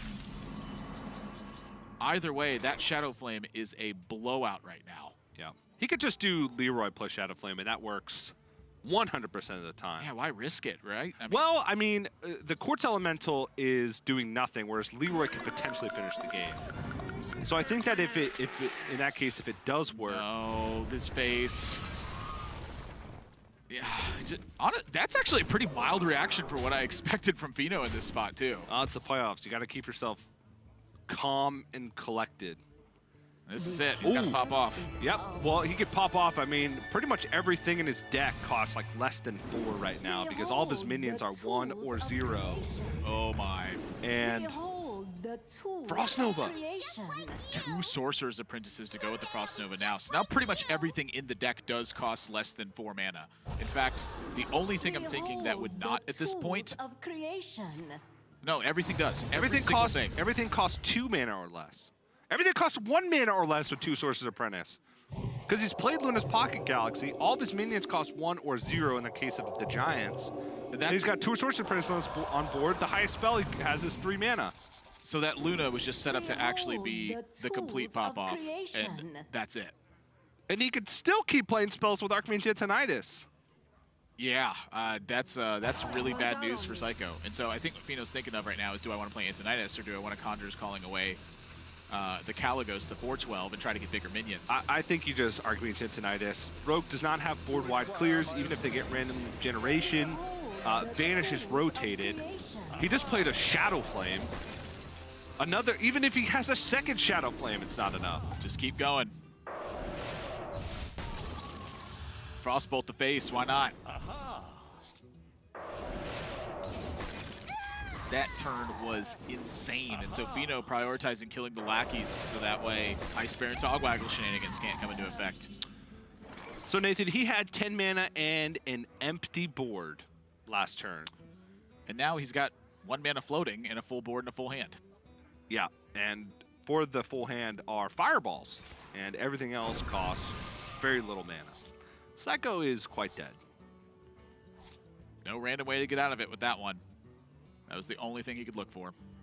So even with the Shadow Flame there, it's just Fino being able to have time to play the Luna's Pocket Galaxy discounted the deck so much that with 2 Sorcerer's Apprentices, man, you could do whatever you wanted. It picks up game 1. Big win. A very big win for Fino. I think he is at a slight disadvantage once you move to the secondary decks for both players. But honestly, in game 1, after watching this match so many times over the course of Grandmasters, in the primary decks, unless there was some crazy text that one player had a solid read on the other in primaries, it was pretty even, with maybe Rogue having a slight favorite. Yeah, and so what I want to do is look at what made the difference that game. A Banana Buffoon on curve, which Psycho respected, he traded into, rightfully so. Yep. A Sandbinder, then, to follow up that curve. A thing to do in play that kept your hand size afloat and fetched you a card that you might need later on. And then a Ziliax, killing a 3/3 in that instance. So Fino got back up to 30 health. He cleared out and fought for board and forced Psycho to have to fight in a way that he basically had no pressure early on because of the Ziliax restoring health. those things led to all the safe turns that Fino was able to have in that situation and bought him the opportunity to do whatever he wanted at the end of that game. Yep. And so that's what it tells me it's about for Mage. Fight for the board very aggressively early on, but don't do it in a way that uses so many resources that you have nothing left to follow up with. Yeah, I think a couple of the big turns are just Psycho not having pressure on the turn. He played Spear of the Shark plus 1 mana Blink Fox. Yeah. Let Fino have a very weak turn of just Mana Cycle with 1 spell. But even the recognition of, I don't need to kind of go all out here. I just need to get something on the board, protect my life total with Mirror Image, get 1 spell for Mana Cyclone, and hold on to this big swing turn. So as soon as the Rogue is in a position where they have to play reactive, yes, the Shadow Flame and the Leroy, incredible. But when you're playing reactive like that, it means you're not pressuring, and the Mage can do so much more with less mana. So Indeed. we did get word that both players are moving to secondary decks for the second and possibly third matchup. Not really a surprise. Fino has basically just taken out Banana Buffoon, Archmage, Itinitis, and added in halftime Scavengers. Yeah, he's brought a deck that that in his secondary and tertiary decks, he doesn't have a way that's dedicated to fight the Mage mirror match. And oftentimes the slots in that deck are quite tight anyway, and there's not necessarily something you want to remove. It kind of depends on who you ask and what you're expecting. And so 2 copies of Halftime Scavenger go in, an Archmage Antonitis, and a Banana Buffoon come out of the deck. And so the Halftime Scavenger is meant to fight in a very specific way, which is A, your opponent plays Spirit of the Shark, you respond by playing Halftime Scavenger. They can't kill it, and you get to kill Spirit of the Shark. But B, it also just serves as a stealth minion that is doing exactly all the stuff that I described that Fino was able to do in game number 1. You fight for board for pressure, you protect your life total a little bit, and you get to the big turn that matters without using too many resources. That card does that exactly, and it's really a very unique card in that Riot, I think, that serves that purpose. We saw Bunny Hopper include one in his main deck, where then he dedicated one of his side decks to a Cyclone Mage. Fino going the other way. He says, I want 2 Halftime Scavengers, but I don't want them immediately. You can take a look at Psycho's deck here as well, taking out Evil Cable Rat, Snip Snap, Spear the Shark, Zilliax, and Sea Giant to make room for Betrayal, Eviscerate, Double Fairy Dragon, and Walk the Plank. So he's taken out a lot of the utility/value generation cards with like Evil Cable Rat, Spear the Shark, which Spear the Shark's great, but honestly, like we saw in the last game, when you have to just like play it early on in the game to get value, it gives the Mage free turns that you can't afford, and he's added in Fairy Dragon. So good against Mage. Can't ping it, you can't Ray of Frost it. It's just going to keep trucking you for 3. And just that removal stuff to kind of back up. Last game, he had to use Leroy plus Shadow Flame to clear a board full of Giants. This game, he has Betrayal, so he can much more easily fight through big board states and have mana to do extra things like develop pressure. That's what you want to see if you're Psycho. Generic value pressure.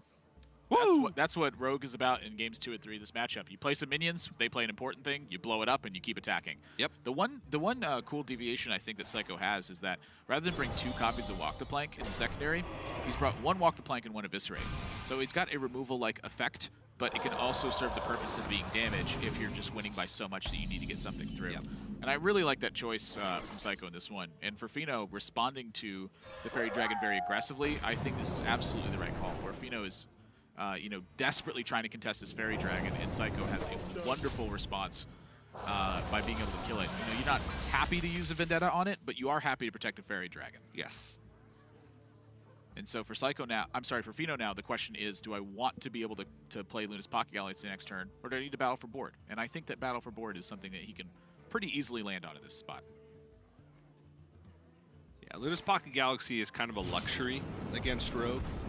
If you have the board and you have the time to be able to play it, then it's good. He gets both in this situation, actually, where he's able to battle for board with the Cinderstorm. He picks off the Fairy Dragon, and now he can coin the Pocket Galaxy and possibly have 2 minions the turn afterwards with Halftime Scavenger plus a minion draw. This is really cool. I mean, not the best Cinderstorm. He could have killed both minions. He could have killed both. Not killing both made this interesting to me. Zilliax drawn as well. Psycho's in trouble. He does not have much to go off right now. And that will help, though. Oh, yeah. Draw 2 cards. And play a beefed up Edwin Van Cleef. It'll only gain... Okay. Deviating. It would have only gained +2/+2. Edwin Van Cleef with the Spirit of Shark compounds. So it would have been a 6/6 in that instance. Wants more, and I don't blame him. Yeah. I mean, next turn he could play 3 lackeys and then play the Edwin Bankley, but Ziliax is going to deal with this quite nicely. And this is honestly looking kind of similar to Fino's last game, where he just played a minion early to try and contest. Last game it was the Mana Cycle, or sorry, the Banana Buffoon. This game it was the Mana Cyclone, trying to force resources out of Psycho, and then stabilize to a point where he's got Luna's Pocket Galaxy rolling in. He'll be able to play anything that he draws. So Psycho now able to fend off the big Giant's turn. The key for me is going to be Fino being able to fend off Giant turns in general. And when I don't say Giant, I don't mean like the cards Giants. I mean like a Stargazer Luna kind of turn. That's where I feel like Psycho is going to have the most trouble. Turncoat Contract, I believe, is the adjacent minions. Yep. That's incredible. Yeah, that was very good. That one is honestly the best in this matchup, with it an honorable award going to the one that gives a poisonous minion. Yeah. Because then you can answer the falling threat after as well. Whoa. Okay. Yeah, I said not necessarily Giant's turns. This one is a Giant's turn. But it's not a Conjurer's Calling one. And so your removal, like Betrayal, is only good if your opponent has multiple similarly sized things in play. The Turncoat Contract is pretty much always good, but you don't necessarily want to burn it.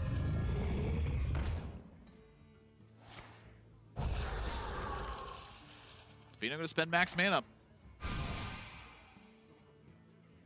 This will be 3 spells generated. Some very good ones. Fireball and Polymorph, I think, are too expensive to use in the matchup, but it will give him ways to deal with Edwin if this Giant gets dealt with. Yeah, but Arcane Intellect is the big one. I'm looking at Fireball just being a way to finish the game. Like if you secure any amount of damage, really. Okay. I mean, he cut Archmage Intonitis from the deck, so maybe that additional burn damage is going to be necessary. But Another Frost Nova drawn as well. Oh, jeez. So all the Mana Cyclones are gone. So like the shenaniganry on random stuff is limited to Magic Trick now.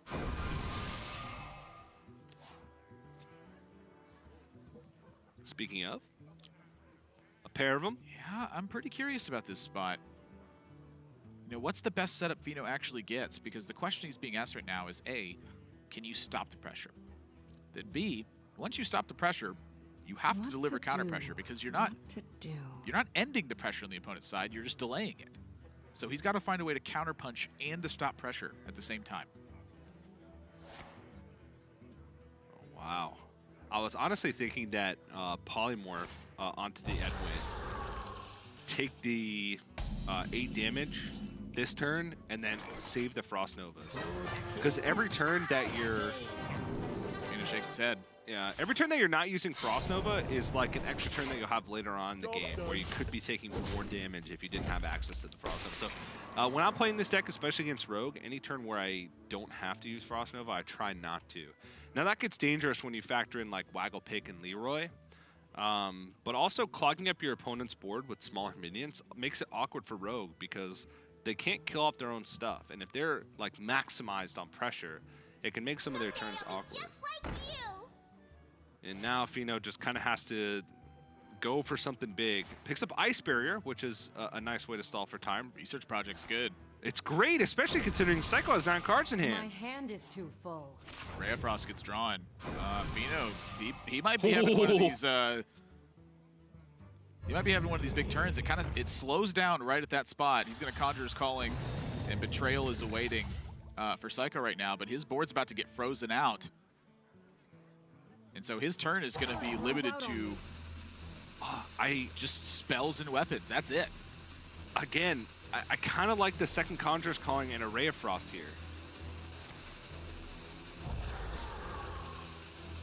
My hand is too full. Shadow Step gets burned away too. That would have allowed Psycho to perhaps do something with this turn in minion development. But right now, he's got too many cards in hand to use Wondrous Wand. Oh, wow. That's first world Hearthstone problems right there. Embarrassment of riches. You remember the old the Hand of Midas touch thing? The story where he touches everything, turns to gold, and then that ends up being a liability to him because he's just got too much gold. Well, yeah, I could have told him that. That's what I'm saying. I would be like, first of all, Midas, everything you touch, why not just like anything you want to turn into gold, you can turn into gold? Like, you really didn't think about that very well. Yeah. Psycho did think about this. So it's not like, you know, quite exactly like the Midas thing, but you get the idea. He's got too many cards. Everybody knows to wish for more wishes. Can't do that.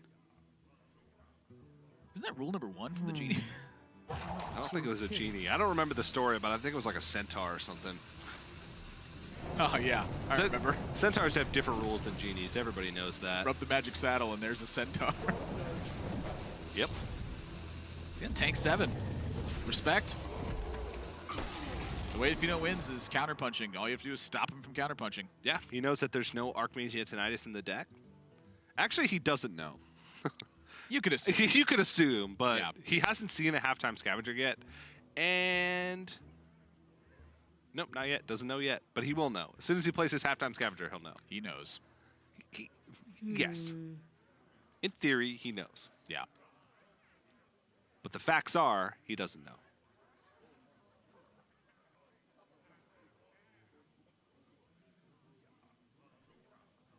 As long as it Now he keeps knows. out arrows. Yeah. Makes sense to me.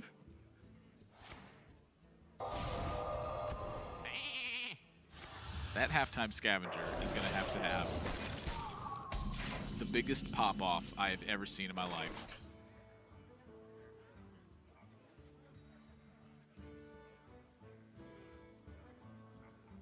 Psycho's just got 18 damage in this spot. Whew. And that's if the Waggle pick returns nothing of value to your hand. That's a lot. Is board space a limitation now? Well, he can walk the plank a minion. He could. That's true. Why didn't he attack with the sheep first? Like 3 of these attacks didn't happen before he swung that Waggle pick. Was there an outcome that gave him specifically lethal this turn was my thought. Wait a second. He can trade in the 1/1s into this. That's why he didn't. That's so smart. And then he needs 10 damage. He does not have 10 damage, at least by my count. But he's got a lot. Yeah. He can deal 10 with the 2 SI7 agents. Oh, that is so smart. He does have a lethal possibility. Okay. Reckless Rocketeer.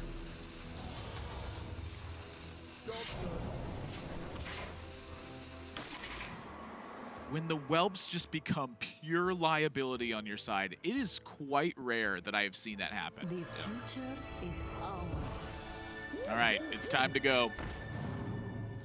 He has no Frost Novas left in the deck, though. He's already played 3. He played the 2 from his deck plus a 1 randomly generated one, I believe. Still Ray of Frost, right? There's still Mountain Giant Conjurers calling stuff. The Yep. There's a tools Ray of Frost up creation. top.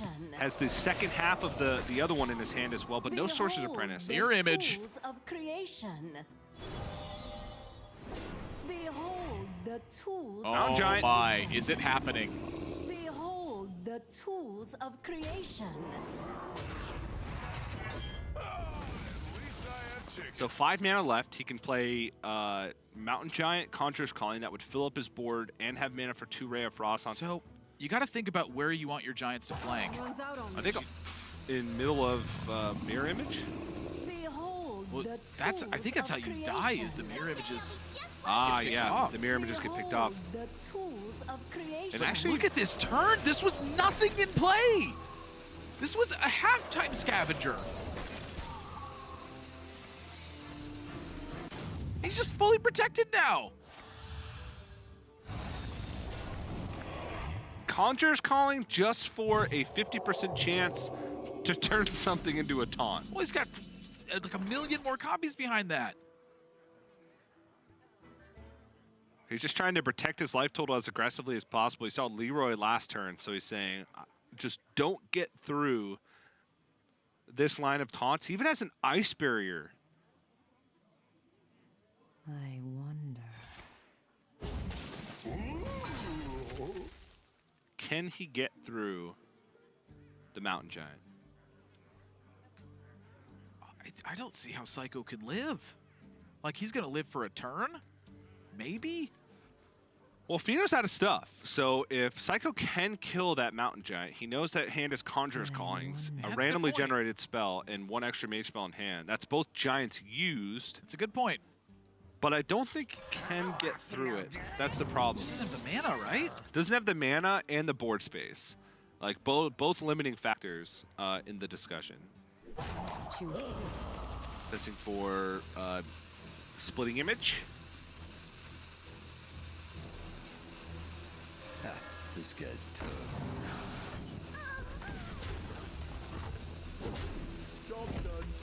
19 damage on the side of Fino. He's got 1 card left in his deck. Yeah, that's a problem. And this is going to draw it. As long as it He keeps needs to going. draw it. Behold the tools of It's Khadgar. creation. That's a big deal. That's a huge deal. Because now he gets to trade off Luna. He gets to trade off Banana Buffoon. He gets to trade off Giant. He gets to play Khadgar and Conjurer's Calling as many times as he wants. And so the math here is what can you die to, Oh. and how do you best play around that? So he has 2 chances to go for taunts. But the amount of taunting is limited. All right, Grave Horrors. More Grave Horrors. Playtime. Stop. Playtime. Time runs out on me. I want one more. Fino's effectively at 12 due to the fatigue damage he'll take next turn, but he's effectively at 20 due to the ice barrier he's got up. More taunts. And honestly, I think you might have been happier if those were 2 giants, but either way, Psycho has to have a miracle happen this turn. Is Shadow Step perhaps that miracle? I'm thinking Betrayal and Betrayal alone can stop this. Yeah, so he needs to Shadow Step the Heistbaron Togwaggle, dig for Wondrous Wand with a Lackey, find Betrayal, and then pick apart this board because Fino is out of things.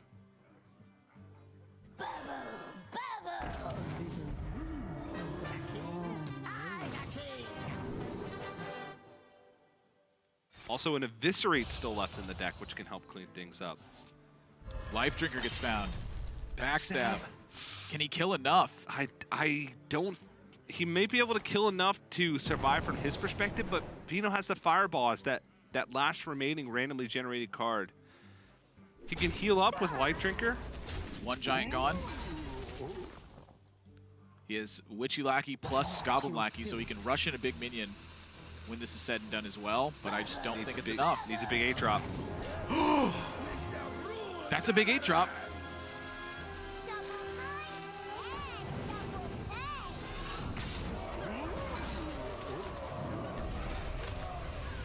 I just don't think it's enough. Ping 21 plus, yeah, Fino's got it. That's enough. That means Fino gonna take the series 2-0 over Psycho and move on to the semifinals on Sunday. Able to get out of this one, and that's the benefit you get from being top seed in the group, is that you had 2 tries straight up to make it out. Gets it done on his first try, which means that Psycho now, because he won his first match versus Bunny Hopper, this was the first of those 2 tries. Yep. So he has to face Bunny Hopper again now in order to get out of the group. So if Bunny Hopper wins that one, he's going to be through. If Psycho wins that one, he's going to be through. But for Fino, the work all season long in that top record meant that it was the first try is the one that can get you out. And he capitalized on that, and he did it in the same way he's been doing all season long, dominating people with Cyclone Mage. He's got a couple more steps to go, though, until he makes it to that global finals at BlizzCon. Has to make it to semifinals and finals, which a little bit more added onto that since it's best of 5. So his work is not done, but he's made one step towards that goal. And we are now, we do have Fino on the line. Hey, Fino, can you hear me? Yeah, hey guys, what's up? Hey, man, this is the first time I've interviewed you. I don't cast Europe Hey, ever. TJ. What's up? Yeah, how are you doing? I'm good. I'm good. What are you doing here in the EU neighborhood? I don't know. I'm just casting with Admirable. He was on the side of the road. We just picked him up. Yeah. All right, cool. I was walking to work today. Admirable's like, TJ, get in. And that's why I'm here. All right, Fino, let's get down to business here. So you made it to the semifinals. Talk to me a little bit about how this felt. Did it feel like a normal Grandmasters day to you, or did you kind of feel the pressure going into today?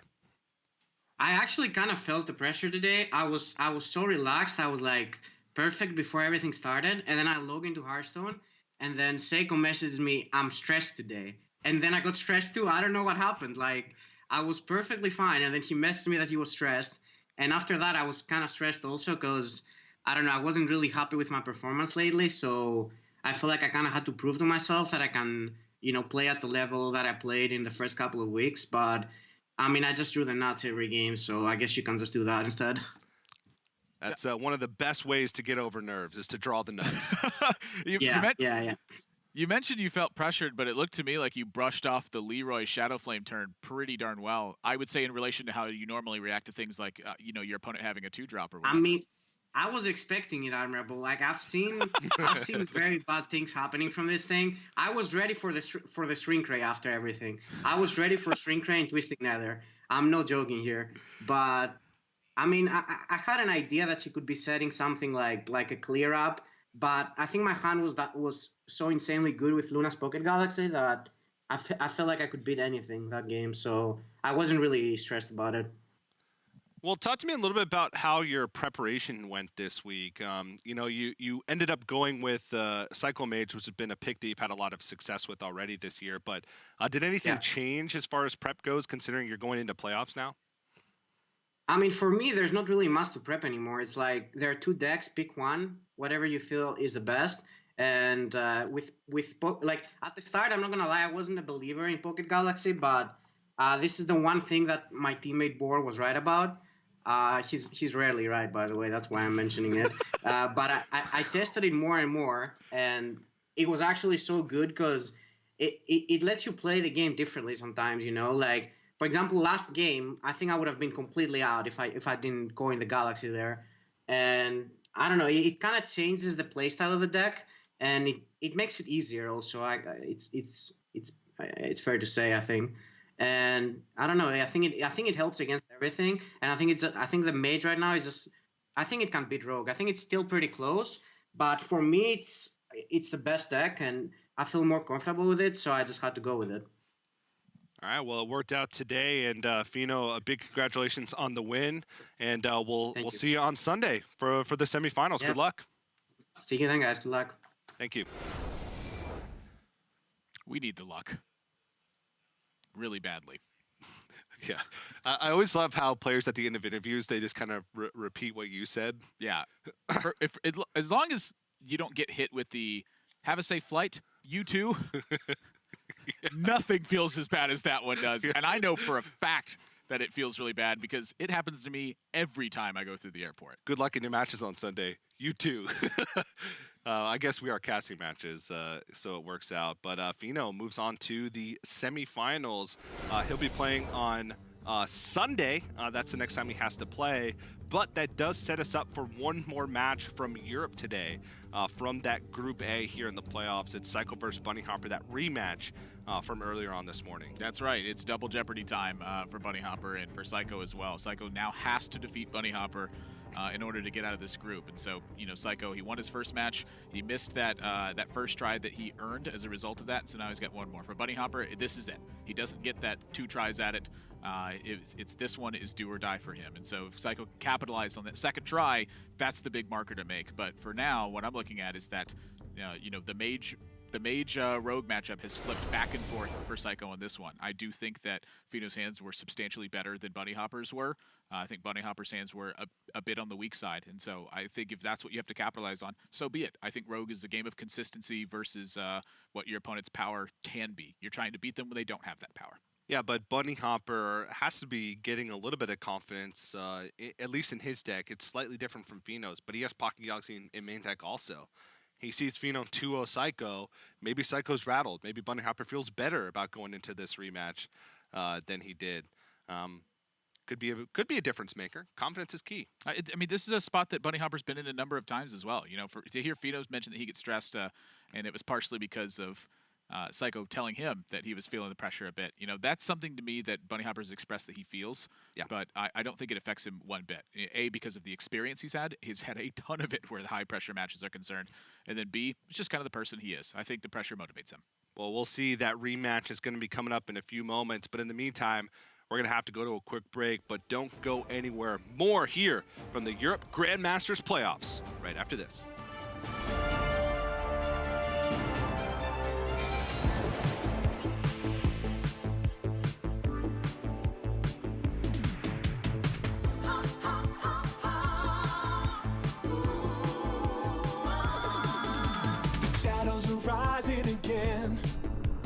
Darker than they've ever been. As evil descends from the skies, the world cries out, how will we survive? Out of the hall of explorers, and up from the dusty tombs.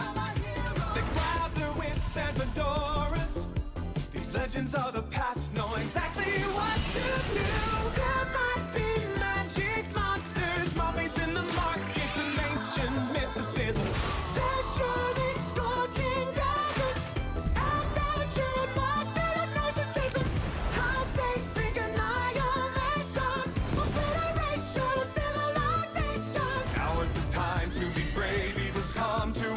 But this league's gonna save the world.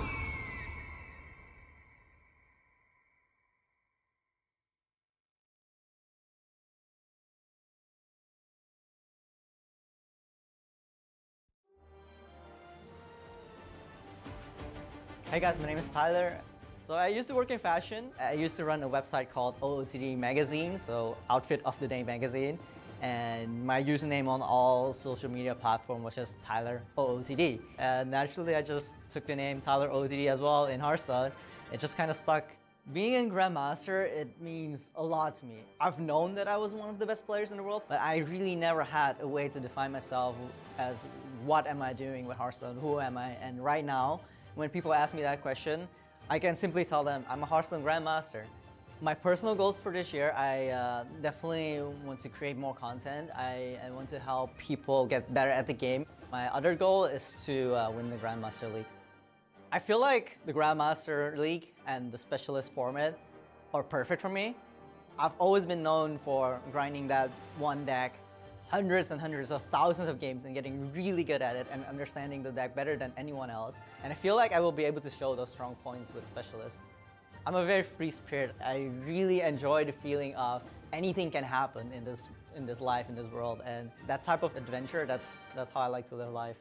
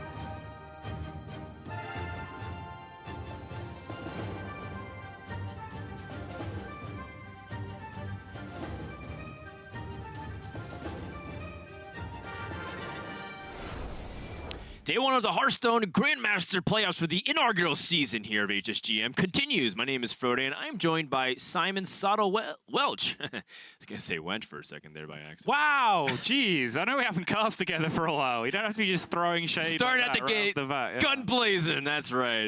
NA meets EU, not only for playoffs today, but of course for our caster pairs. It's my first time on the desk. In fact, it's my first time casting with Sotto in quite some time. I don't remember the last time we were coming together to join forces. Korea would be my guess. The Quite Korea possibly. tour stop last year. Yeah, sounds like it. Good times in the past and good times abound. Coming up next, we have the elimination match between Psycho and Bunny Hopper. It's a rematch from the start of the day, Sotto, where you were casting. Let's go ahead and break things down for people who weren't tuning in for the first time. Last time, what was happening from your perspective, Sotto? Last time, it was a story of the two decks and the way they were built. Bunny has kind of leaned his primary deck towards Rogue a little bit, but he doesn't have a dedicated secondary or tertiary deck to go towards to be able to counter that strategy. You can see one half-time Scavenger comes into the primary deck, which is an anomaly in terms of primary decks for Mage, and it is that little bit of a nod towards Rogue, but then he's used his entire secondary deck on Warrior and his entire tertiary deck on the Rogue Mirror.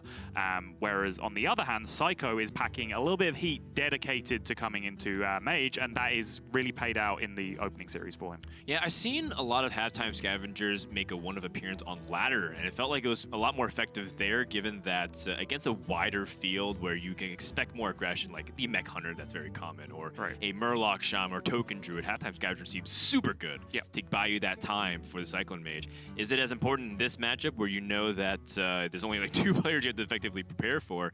Maybe not nearly as effective, and we'll see if Bunny Hopper this time around for the second go could learn any lessons, perhaps even micro decisions that we're not accounting for. And you can see from Psycho's side, he does have close to what we have been calling the standard anti-mage tech, which is Walk the Plank, Fairy Dragon, and Betrayal. But he's decided to pile an Eviscerate on top of that as well. No copies of Eviscerate in his primary deck. We've often been seeing 1 or 2 of them thrown in from players in the Europe region. But he's choosing to bring one in into the anti-mage strategy, which makes sense to me because it's one of the most flexible cards you can put in there. And if you watch Rogue play out against Mage, sometimes you do just get a ton of pressure and you want to be aggressive and back that up with damage. Sometimes you're a little bit slower and you need to play the removal game against some giants. Well, Eviscerate is one of the few cards that's actually able to do both. It just makes me a little sad whenever I see rogues, take out some other cards like Ziliax and whatnot. It always makes me feel like it gives that deck so much flexibility, both from the hand and also as a recover option. But it does make sense if he's not playing things like Snip Snap, Ziliax drops in utility, and it's not really that kind of matchup. You're not really trying to rebound and stay alive just barely against mages. You're trying to be aggressive and push them out of the game. Yeah, I think if you look at point for point mana efficiency in terms of what you can do against Mage, Ziliax just doesn't cut it for 5 most of the time. Like if you're responding with a Ziliax, like what they have done with that equivalent 5 on their side of the board is usually just so much more oppressive. Ziliax just doesn't cut the mustard, so I do like dropping it out for the matchup. And I'm honestly a big fan of the way Psycho's put together his decks in general. Is that a common saying, cut the mustard? It's very British, but yes, it's quite common. Is that what you guys do? we spread it. Apparently you guys slice and dice your condiments. Thinking about it, yeah, it's incredibly nonsensical, but it's one of those phrases. I like it. I'm going to use it now a lot of time.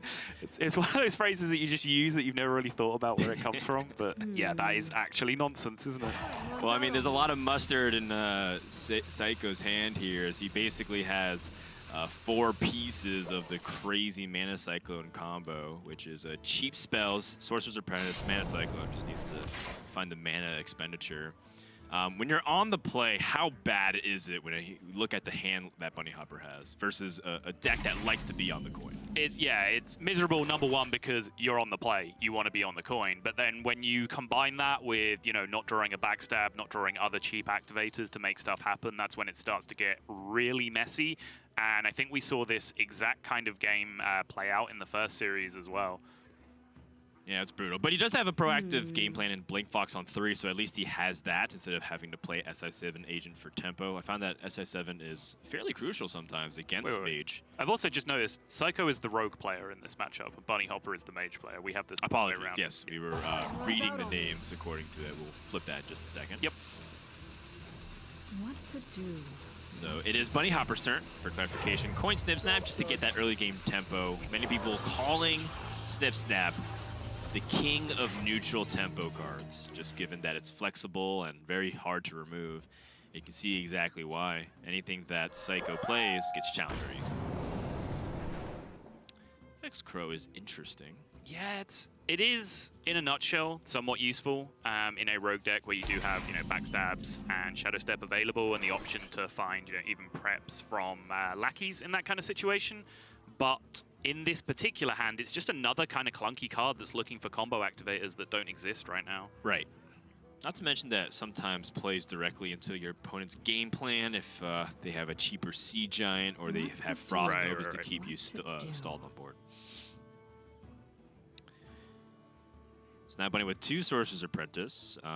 We've been seeing mages favor to fight back for that tempo early game to make sure that they don't get snowballed on by the rogue. So having 2 Sorcerer's Apprentice does feel a little bit free to use one of them. Looks like he's going to go for the Conjurer's Calling here instead for double 3-drops. Which I don't hate. Something that I was talking a lot with TJ over the course of weeks is that I found that, Conjurer's Calling on 3 is surprisingly effective these days. It is, yeah, particularly on Snip Snap itself, just because of the extra couple of tokens that you generate can make all the difference. Curiously, I think that is the second time in this exact matchup where Conjurer's Calling on Snip Snap produced Razorfen Hunter plus a 3/4. I think that exactly that happened in the previous series as well. I do think the players that we've seen today going on 3-drops have run above average with the amount of 3/4s in particular that they found. But it's a decent stat pool, and it's just when you're playing for tempo, when you're trying to play card for card, Conjurer's Calling on a 3-drop is very effective a lot of the time. Yeah, 3/4s just seem to be dished out in spades. Meanwhile, we're trying to find like reasonably stated 2-mana minions. I know. A lot of times we're just like, this is a 3/2. I guess we'll just play it. Yep. So Bunny Hopper now has the opportunity to go for those big combos we were talking about. Finds his magic trick. I don't know how useful Spellbender is against Rogue these days, given that, Psycho does have a sap and like a backstab, but looks like he's just gonna wash instead. Gets a Kona Cold off the Tone of Intellect. Yeah, the tone made sense there to me. Nothing particularly effective. Just take the free spell, give you a chance to re-roll for Elemental Evocation, for Arcane Intellect, for whatever it was going to be off the tone.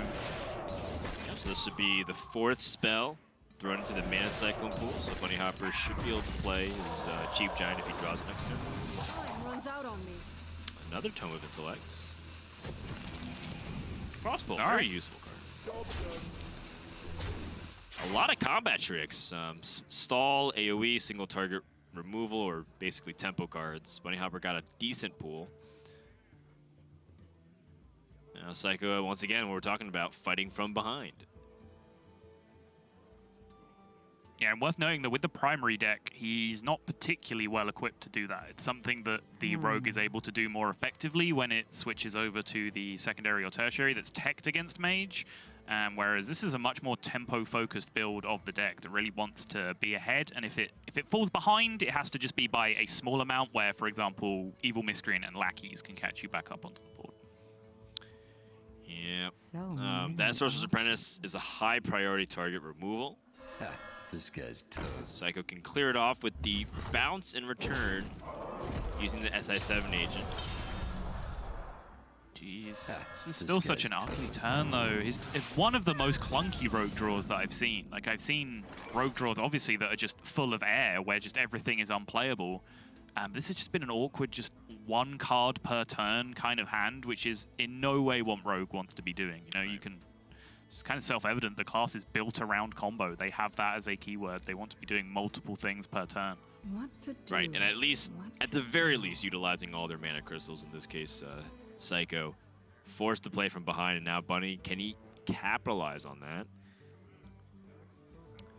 Surprisingly, not that many options, given that he has more of a reactive hand than a proactive one, but still has a pretty decent option to set up for his future turns.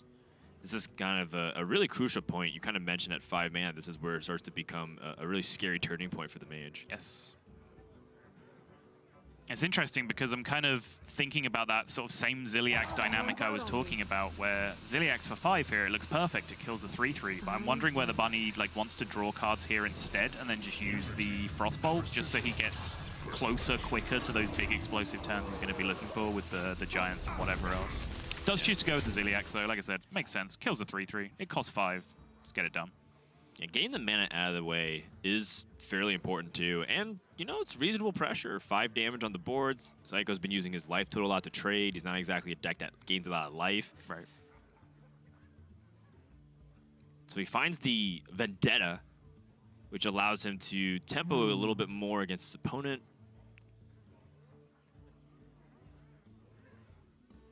Is this a Vexcrow setup? I was just about to utter those very same words, Daniel. Wow, I haven't been called Daniel in a long time. I don't know why I did that. It's It just basically kinda my came mother and Sottle. But good company then. Great company. The best. The problem is, what is your sap target here if you're going for a Vexcrow turn, right? Are you sapping your opponent's Ziliax? That doesn't seem fun. I mean, is it worth sapping a 1/1 Microbot? Maybe not.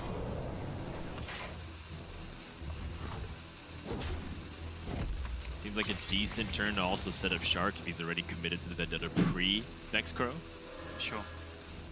And it makes sense given that it seems like Bunny Hopper had a slow turn. I mean, he had free development on a board with almost a full hand. I mean, granted, half of them were randomly generated spells, but maybe Psycho is trying to preemptively get ahead of Bunny Hopper. If he does end up drawing a lot of cards and developing big stuff with a huge development, right, he can respond back with Shark combos. Of course, we know he doesn't really have those cards in hand. No Miscreant. This is kind of what I wondered about on the previous turn, because now Bunny has the ability to Arcane Intellect. I guess if he AIs here and he draws the Giant, it ends up costing 3 anyway, right? So he would still be able to play it. So I guess there isn't too much opportunity lost with the way he did it. Kind of starts to make more sense to me. Jeez. 3 Frost Novas, a Cone of Cold, an Arcane Explosion, and Ice Bears. Job done. It is essentially just become the Freeze Mage deck. Yep. Oh gosh, both hands looking kind of awkward here. Can first test for Splitting Image with his attack on the 1/1 Microbot. This test for Mirror Entity. This is a fairly nice setup, though, from Psycho. It does have 6/6 Edwin, which will force Bunny Hopper to react to. You say force, but, you know. I mean, 9 power when your opponent plays a Leroy deck is still fairly scary. Right. Given that Bunny Hopper is at 24. But the Ice Barrier does make him feel a lot more Exactly. Yeah, he's at functional 32 right now, and he's at functional 32 with, potentially 4 full board freezes as well if he gets a full freeze out of that Cone of Cold. The scary part is the Spirit of the Shark, which is another thing you have to weigh into the Ziliax equation as well. Often, Ziliax is your most effective answer to Spirit of the Shark in the matchup. What to do? What to do? Yeah, I do kind of want to remove the Spirit of the Shark. And granted that my opponent just gains 6 life again, I don't know if holding on to Frostbolt for any big combo Time runs out on me. apologies there. For any combo to finish the game seems very viable. Because the only way to remove it, from what I see, would be to either double AoE or to use Frostbolt here. Letting it live. Okay, he's gonna Frostbolt. He's going to do both, yeah. I was thinking about, you could give it 1 turn, right? If you just pinged it down to 1 that turn, then you have a pretty effective way to deal with it next turn. Right. Be it ping or Arcane Explosion. But yeah, it's a Spirit of the Shark. Those things are scary. Just get them dealt with. Yeah, if they find some kind of lackey generation and then evolve it twice, you're like, wow, I wish I just killed that. Yeah. So now this is a lot of stats, but still 3 freezes, and finally a minion that Bunny Hopper can invest into. The Halftime Scavenger, the 1-of copy in his primary deck. So his main way to stall is the Frost Nova. It is, but even with 3 of them, you still feel bad just kind of Frost Nova plus no progress, right? Like if that's your turn, you always feel like you could have done something better. Sure. So then, do you think instead he utilizes, say, mirror image? I was considering the mirror image line as well. Yeah, it's something where a Ray of Frost really like kind of solves this turn, blows this game wide open.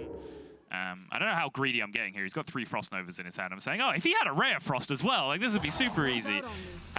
But you know, TJ was talking about this in the previous series, where you know, even with so many available, you've got to really think about stretching them out. And he made a great point, philosophical point that I kind of agree with. Where one of the first things I look at against Rogue is, can I play this turn without Frost Nova? In which case, I will do so and save them for later. Right. I mean, Frost Nova just usually increases in power the later the game goes too. Right. Your opponent's game plans are more developed and they try to go for these giant swings and game-ending damage. Yeah. And Frost Nova essentially buys you a turn. And in the late stage of the game, both players will be just counting down, right? Trying to set up a 2-turn, 3-turn lethal, and if you could delay it for longer, you might get the final checkmate in that battle for position. Seiko picks up Leroy Jenkins. So not really too much going on. And, you know, one of the biggest things that makes Halftime Scavenger so scary and a formidable force to be reckoned with is the fact that it has stealth, and Seiko has no way to actually target anything here. Yeah, I think with the turn that he made, I think there is still a lot of upside to the way he used this Frost Nova. You know, I use the phrase no progress. I think that's one of the great things about Halftime Scavenger and why it's so effective against Rogue is that it's a minion you can stick always, and that's fantastic. And if you're sticking a minion as mage, then that counts as progress. The full board freeze with the Frost Nova also goes some way as to preserving the mystery of this secret by preventing any face attacks whatsoever. So it's still like Vaporize or Ice Barrier in Psycho's mind, with potentially some other outsiders as well. So it definitely did have a lot of merit to it, and I think, you know, talking about that line of saying, well, can I play this turn without using Frost Nova? I think the answer was no, that turn for Bunny Hopper, so it made sense for him to go down that line. Well, Bunny Hopper does have some pretty big development opportunities here with the Conjurer's Calling and Frost Nova combination and stacking the bananas. And this might just be like a good old-fashioned freeze mage type setup where Bunny Hopper can keep chain freezing and attacking Seiko's life total, and there's not much that he can do about it given that he doesn't have any way to silence the minions. Well, I'm not sure whether he goes bananas this turn or rather like doubles up on the Conjurer's Calling instead. That's fair. Thing is, Banana Buffoon also gives you stats, kind of like, and if you get the low end of the 4 mana spectrum, which is 2 attack, it feels fairly similar. I do like using 1 Conjurer's Calling here. Oh my goodness! Finds a Kor'kron Elite to double dip in the damage, Banana Buffoon. Oh, that was the second copy anyway. My mistake. Conjurer's Calling's gone. That was the twin spell version. That's right. Also finds the Archer, which I believe is if Bunny Hopper equips a weapon. No, that's drawing the 1-drop minions. Oh, you're right, you're right. Yeah, Whenever you play one minion, draw a spell. Yeah. Very nuanced, specific card that doesn't really have any application here. Psycho picks up Waggle Pick. And the awkward thing, too, is that with the spells that he plays, it's also going to increase his board size, which makes it difficult for the 3rd Frost Nova to allow him to do anything. I wonder. It's very true. Most importantly, he's just staring down 12 right now and knows that there's 2 bananas to back that up immediately.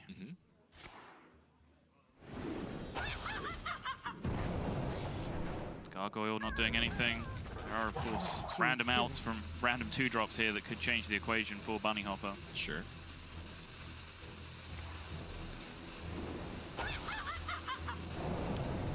Thalanos might not look anything impressive right now.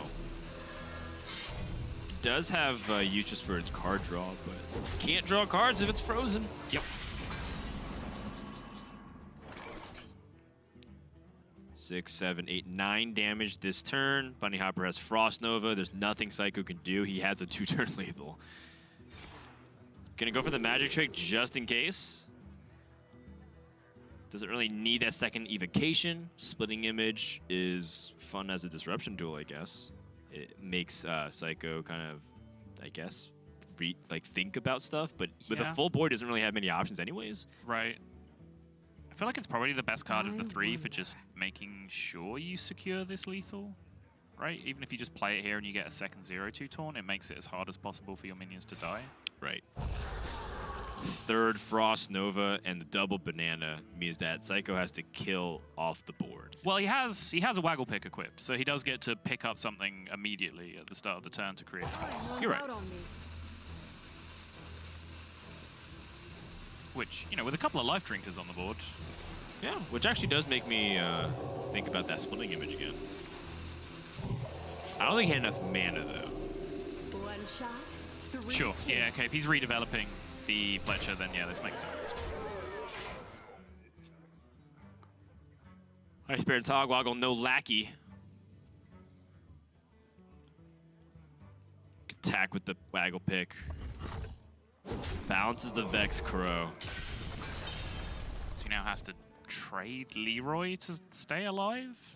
Yep.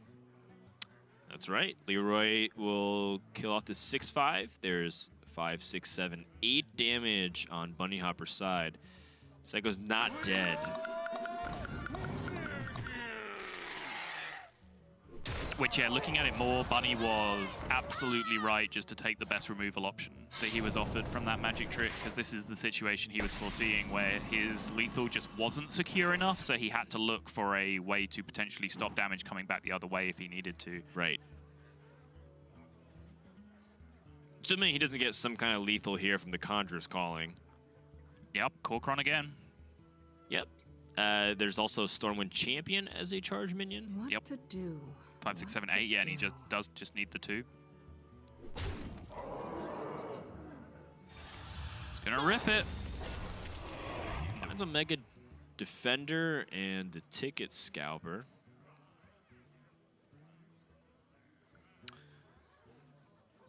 So now Bunny Hopper could end up just clearing off a little bit of the board if he just wants to chill with his existing board in this spot. I feel like Conjurer's Calling goes again. On the 3-drop can still find Wolf Riders, it can still find Raid Leader, which puts his extra damage as well. Both of those were lethal in that position. That's fair. And now with the double Arcane Explosion, like he said, the foresight to be able to recognize this. Very important for Bunny Hopper now that we see it pan out. I'm a big fan of just about everything that happened that turn, I think. Yeah, it was a very well played turn of Hearthstone.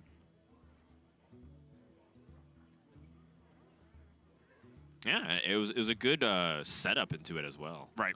That led into that play. Psycho picks up Shadow Step. So no lackeys to really make that huge swing for the High Spirit Togwaggle, unfortunately. He could end up resetting one of his bigger minions there, though. Yes. And can stay alive, just based on what we can see, just with a couple of trades in the Vendetta, and as you said, allows him to Shadow Step and replay an Edwin in that world as well, but it only comes down as a 6/6 again anyway. I'll take it. I think right now Psycho just wants to stay alive. Yeah, you're not wrong.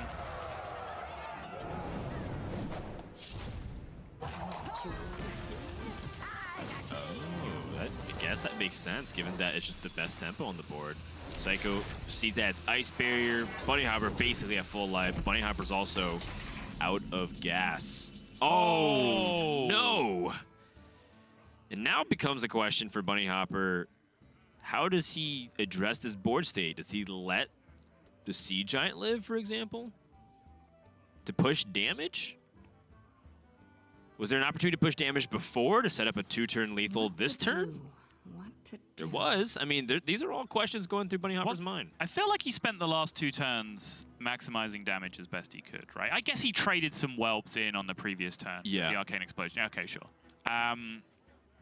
But yeah, this turn, I think the 8-2 has to die, right? Like, if you go face, put your opponent on a 2-turn clock, they've got you on a 2-turn clock right back with that 8-2 still in play. Right, and then Bunny Hopper still has ways to draw into lethal if he picks up Archmage Antonites and utilizes the evocation to convert into Fireball, but it won't be immediate. Yes, exactly. And speaking of immediacy, the more I look at it, this Togwaggle tempo play actually makes a lot of sense to me. It gets an additional 5/5 on the board now, and then even if like the Lackey draw comes off the top, that's what he's using the Shadow Step for instead of trying to recycle the Edwin Bank. Right. It's really it's a really clever setup here from Psycho. Okay. All right. Sure. There's upside for holding the Shadow Step as well. Oh. Okay, this game has just turned around very, very rapidly. Now what? Well, I mean, he still can get the treasure, but he does also kind of want to fight for tempo.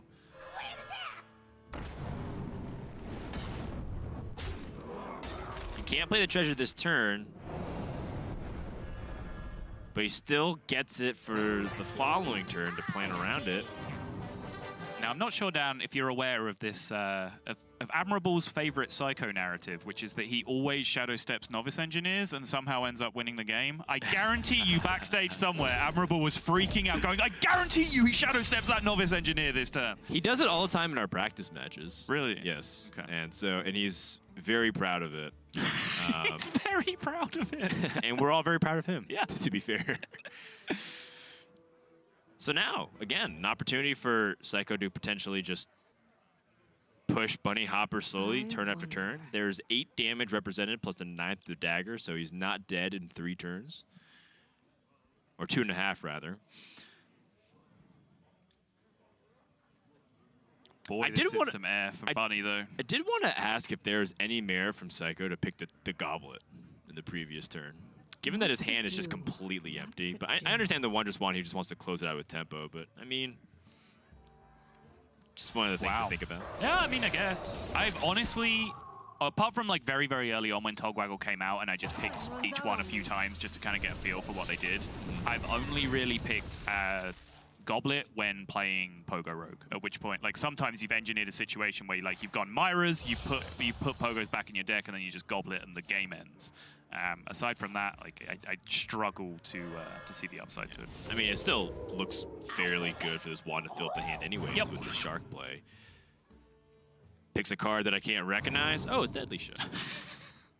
It's the new art, of course, from the recent patch. A wave of cards have been changed, so if you guys don't recognize that card art immediately, just check out some of the stuff in your collection that you already have, most likely. Mind Control is also very funny to me because of a way to stop Bunny Hopper from just playing like a giant, and you can answer it and start threatening 2-turn lethal. I was kind of interested in that Mind Control for that exact same reason. There it is! Shadow Step that Novice Engineer. Because as you said, Bunny clearly has a dead hand. So there are worlds where he draws one big minion and he plays that one big minion, right? He's kind of forced to. I mean, it makes sense given that Psycho has 6 cards left in his deck. He just picks up like all the core cards that he's needed for the majority of the game. Right.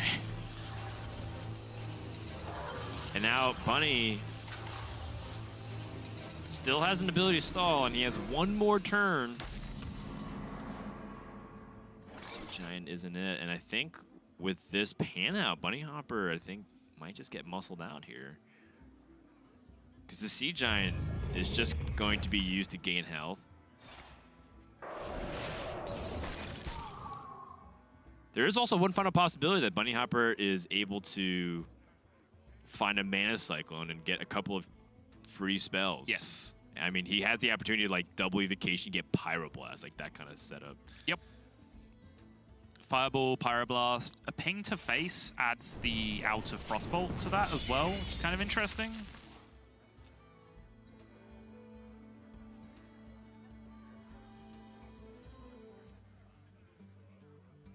I mean, this Deadly Shot is pretty godlike in this position. Just shuts down the 8/8. The question is if Psycho wants to do anything else. But mind controlling it is funnier, Dan. It is. It's way funnier, actually. Given that something that Bunny Hopper can't really account for whatsoever.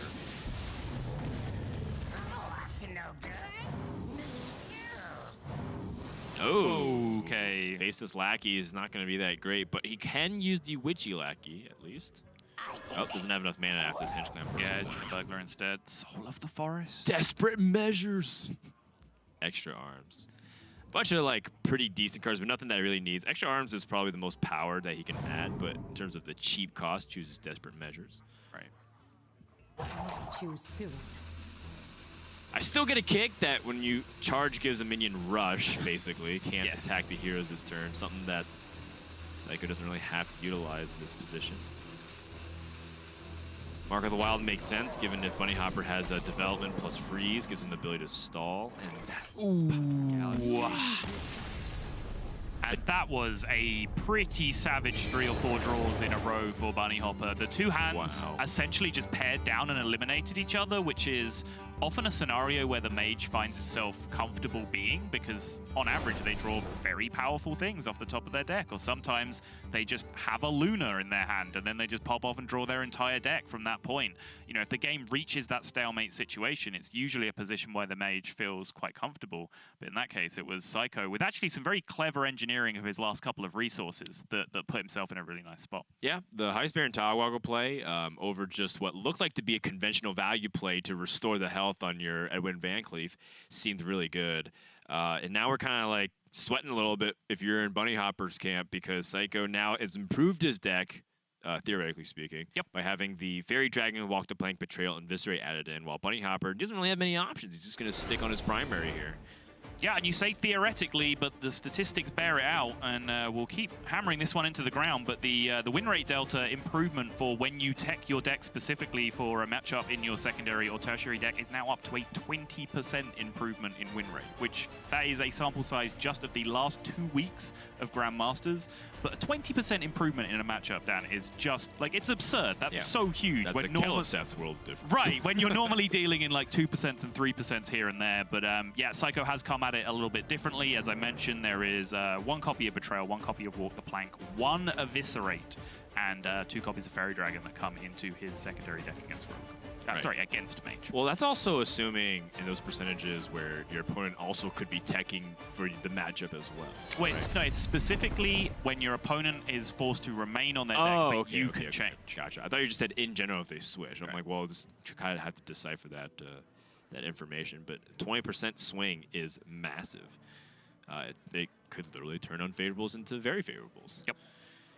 So let's go into this next game here. Bunny Hopper is on the coin again. Wow. So remember that first game, Psycho was on the play. He had basically no good options, had to waggle pick his SI and was floating mana. Bunny Hopper had 3 Frost Novas plus a Kono Cold.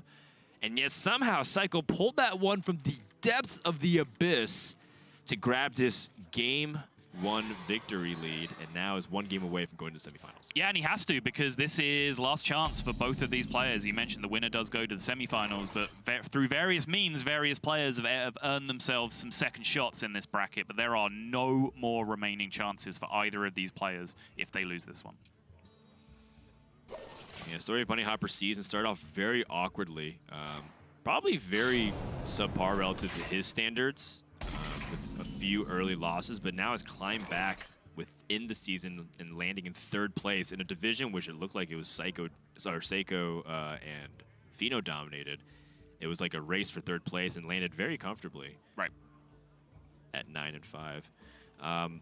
With his opening hand, though, this is like one of those hands with Mage where sometimes I'm always stuck wondering if I can ever win a game, because I feel like I don't do anything for 5 turns. Yeah, I was talking about this in the first series as well, where Mage is a deck where often you kind of just have to learn the signals that certain hands give to you, because there's a lot of variation in hands that you can draw, but usually some of them, you know, dictate a certain kind of game plan that you go throughout the game with. Then there are some hands where only the very best players can decipher some kind of win condition out of them. And this is kind of looking like one of those kind of hands. Yeah, what does it mean? It's just hieroglyphics. I don't understand. And Bunny Hopper's, he's tapping deep into the annals of his brain to try to figure out, like, obviously the Bandit Buffoon makes sense here, right? But he's going to need some help off the top of his deck. Otherwise, he's stuck playing reactive the entire game. And we all saw what happened when he started shifting into reactive mode. When he started running out of proactive plays, that's where the Rogue was able to zerg back onto the board. Absolutely. Whew, Stampeding Roar. You can pull out the evil Cable Rat and give it rush. Woo! I always get very amused by the by like having those discover options and thinking of very weird synergy that doesn't do anything. Power of Creation, though, we all know that can be just a powerful development tool. Yep, does seem like the most responsible option. And now Psycho considering his choices here. He can push 3 immediately, which leaves a 4-3 vulnerable to the Banana Buffoon instead of the 3-3, but he does net 3 additional damage. You've also generally got to consider that usually mages don't want to be pinging early in the game. They want to be spending their mana on Arcane Intellects and playing early minions. So ping doesn't often come into the equation. I think it's actually a pretty tough choice. Yeah, there's very few classes in Hearthstone that want to use their hero power like almost all the time. I think the only exception might be Warlock, which because drawing cards tends to be a very good thing in card games. You know, the thing in which the genre is named after. Yeah. I mean, we saw the results last game when both players just don't get to have any cards in their hand. It's not quite as interesting as when they start drawing those big hitters. But now picks up Sorcerer's Apprentice, so this is a potential play activator, but the problem is it doesn't have anything to really combo it into. What to do? It's like there was a lot more to that decision as well. Like Psycho was probably also considering whether he wanted to backstab it to push damage, but even on the equation of like, do I want to leave my opponent a target to play bananas and, you know, buff and trade into things? Right.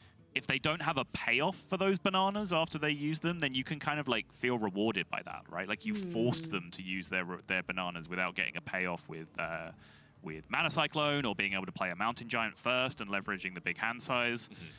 So even like we've talked a lot about how complicated Mage is to play, but even playing against Mage has a ton of complicated decisions to make as well. Yeah, I'm just really afraid of the 2 health minions that can hide behind Mirror Image. You know, you're looking at like Sorcerer's Apprentice that you can't reach. Yep. If he found like his opponent played Luna, Stargazer Luna as a 2/4 and just needs extra reach to kill that 4 health with the SI. I think holding on to it is a lot more important than just this early game damage. Agreed.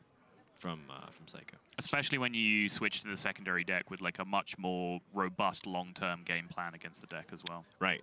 It's not as imperative for you to try to go out to the board and rush your opponent down, given that you do have all this removal in case they go for big board swings. Yep. Daring Fire Eater does not work with the Rogue hero power. Rogues just don't get to have any fun. Everything that interacts with hero powers just doesn't work. What are you talking about? You can hero power the Fairy Dragon as Rogue. Okay, all right, yeah, good point. Well made. I don't think that's as fun as Jan'alai though. I want that one to work. Oh yeah, I've gotten that one time. I really want that to work. That is very funny. Can we? I'm aware that it's wrong and it would be inconsistent and stupid and break all the rules, but can we just patch it in that it works? Right. Can we just, come on. Druid too, right? Sure. Yeah. They need help. Not sure how Druid gets Jan'alai, but there's ways. They'll work it out. Putty Hopper picks up Arcane Intellect.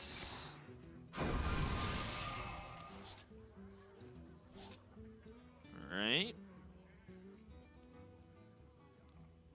I mean, we're slowly getting to the phase where Bunny Hopper can actually find a tempo swing, and by freezing the board, he actually allows Psycho to develop his Sea Giant into those plays.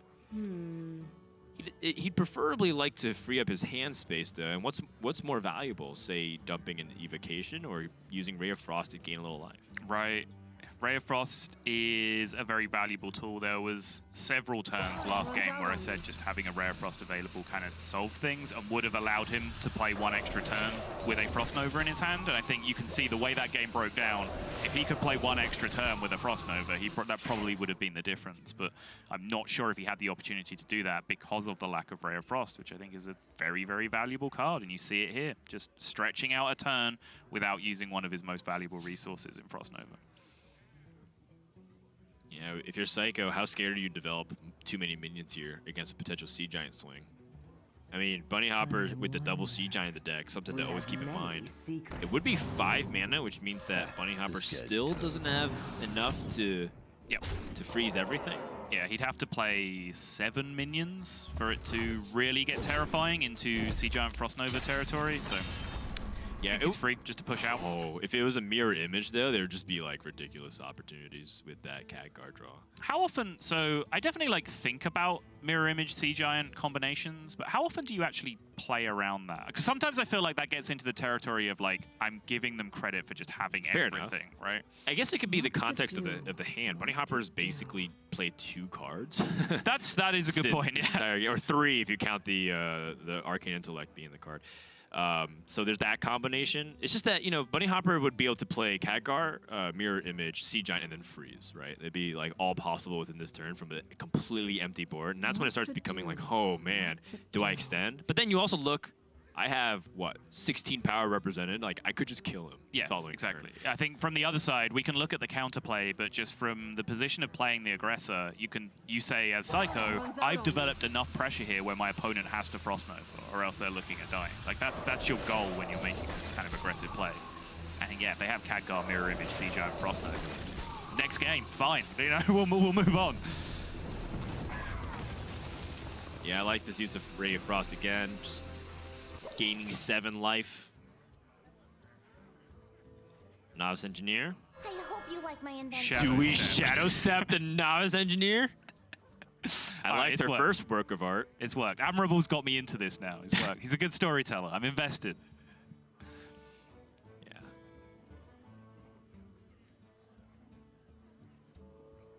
I legitimately think there might be a case for it. Although, if he wants to develop SI7 agent again, he might be starting to step into danger territory where you might have, again, too many minions on the board. His opponent goes to 7 mana. He's going to have 6 minions on the board, which makes Sea Giant 4. Yes. So step Novice, hold Novice, I'm assuming is the line here, just to make sure that he ends the turn with Sea Giant costing 5 and therefore not being pairable with a Frost Nova. Right. So I'm assuming this stays in hand and the turn ends. Require Mirror Image in order for that to happen. Right. There it is. Perfect. And perfect from Bunny Hopper's side as well. He finds the answer he's been looking for. And now the pop-off turn begins. We must band together, united for Betrayal positioning, of course, important here when he's playing against the secondary deck from Psycho that includes that card naturally. It's always important because it can be randomly generated, but vitally so when they actually put it in the deck. Right, and if he's going to summon 4 mirror images, there's no way to play around that possibility, unfortunately. Wait and see what he does with the rest of his mana before we make that statement. He could have played the Khadgar and then spent 1 on the mirror image. Oh, you're right. For the sake of them putting the Sorcerer's Apprentice in the middle. I was forgetting the Frost Nova gets discounted. Yep. Yeah, he's gonna end floating a mana, so he actually could have had better betrayal positioning. He could have had better casting right then. So who am I to talk? I mean, yeah, you could have put it like right between the Janas, right? The mirror images. The little Janas. Aren't they Janas? Am I wrong? Well, they're mirror images, right? So yeah, I guess right. I don't know. You're asking the wrong person lore questions, buddy. Well, it just looks like her. Yeah, sure. You know. Psycho picks up the life drinker. Not going to be that useful here. Power of Creation. Hoping to pull some nice minions, preferably with taunt, probably in this position, just to not take too much damage. Huh.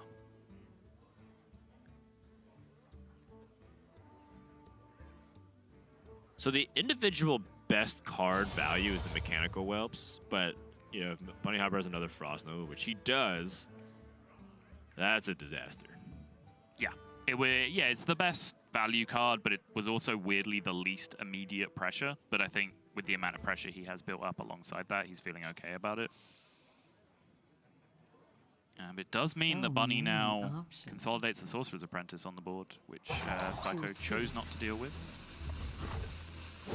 Which is going to curve pretty nicely into the rest of Bunny's hand here, depending on what comes off the top. Whew.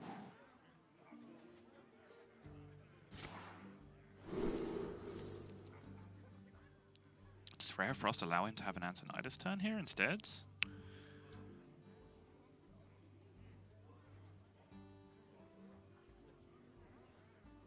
He would be able to clear off 4 of 5 of the minions and generate fireballs, but he also could just push for 2-turn lethal here. Yeah. Which I think I like better.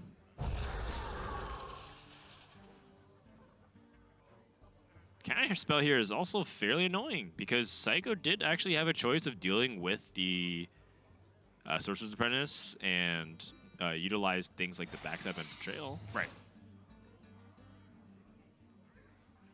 12. So there's 14 power on the board. So banana is 15, which means 2 attacks. So that would be the 30 damage necessary to kill the average Hearthstone hero. The average Hearthstone. Yes, and then you enter, you know, hero card territory where everything's at 37 or 35. 37 is Doctor Moon. Oh man, this is a very relatable board state for rogues against mages. And crucially, the way this damage has been dealt out, I believe Psycho has to take off more than just the Khadgar that he can clear with the backstab just to prevent lethal, right? Because there would still be, 13 facing down if he did that. Not even including the ping.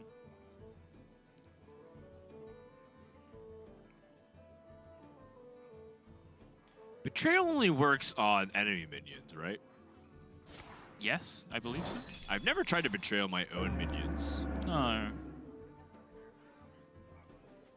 You thinking about clearing space on the board? Yeah, just try to like find some kind of opportunity to make some plays happen. Yeah, it's annoying, right? Because the only minion you could theoretically kill with backstab here is the Fairy Dragon and the Whelps. Fairy Dragon you can't backstab because it's untargetable, and the Whelp just leaves another minion on the board. So yeah. He can snap his Waggle Pick, looks what he's gonna do with the Mastery. Bounces the Whelp back. I think he was looking for an SI7 agent. Go digging for answers. Oh, finds Viscerate. Okay, that was a clutch draw.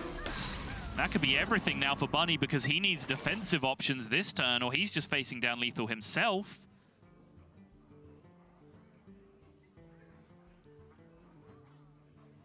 Oh my gosh. You have to take the Cyclone out, right? I think.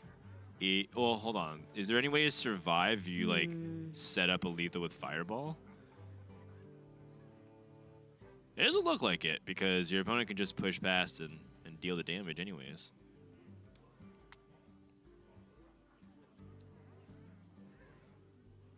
Yeah, you actually would survive. You live on board, yeah, but it's just kind of the range of things that you put your opponent on to be able to lethal you out. I agree with this. This is what my brain told me, because you can get Frost Nova, Cone of Cold, kind of stuff that like prevents lethal and finds you the extra turn, or you can find the spell that's just lethal immediately to get you out. Right. AOE or burn. Right.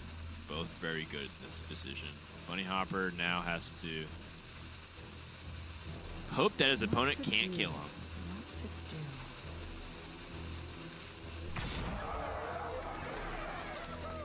Does have this Vaporize set up. Instead of playing Antonius for tempo. Is that it? Plays Antonius in a position where Betrayal kills one of his taunts as well, which could have come back to bite him. I don't think it's particularly relevant with the amount of damage he is facing down.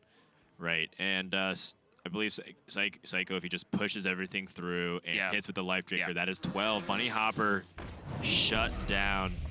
Granted, we knew that even with like a Betrayal, it would have also been enough to clear things off there. So that's going to do it. 2-0 for Psycho.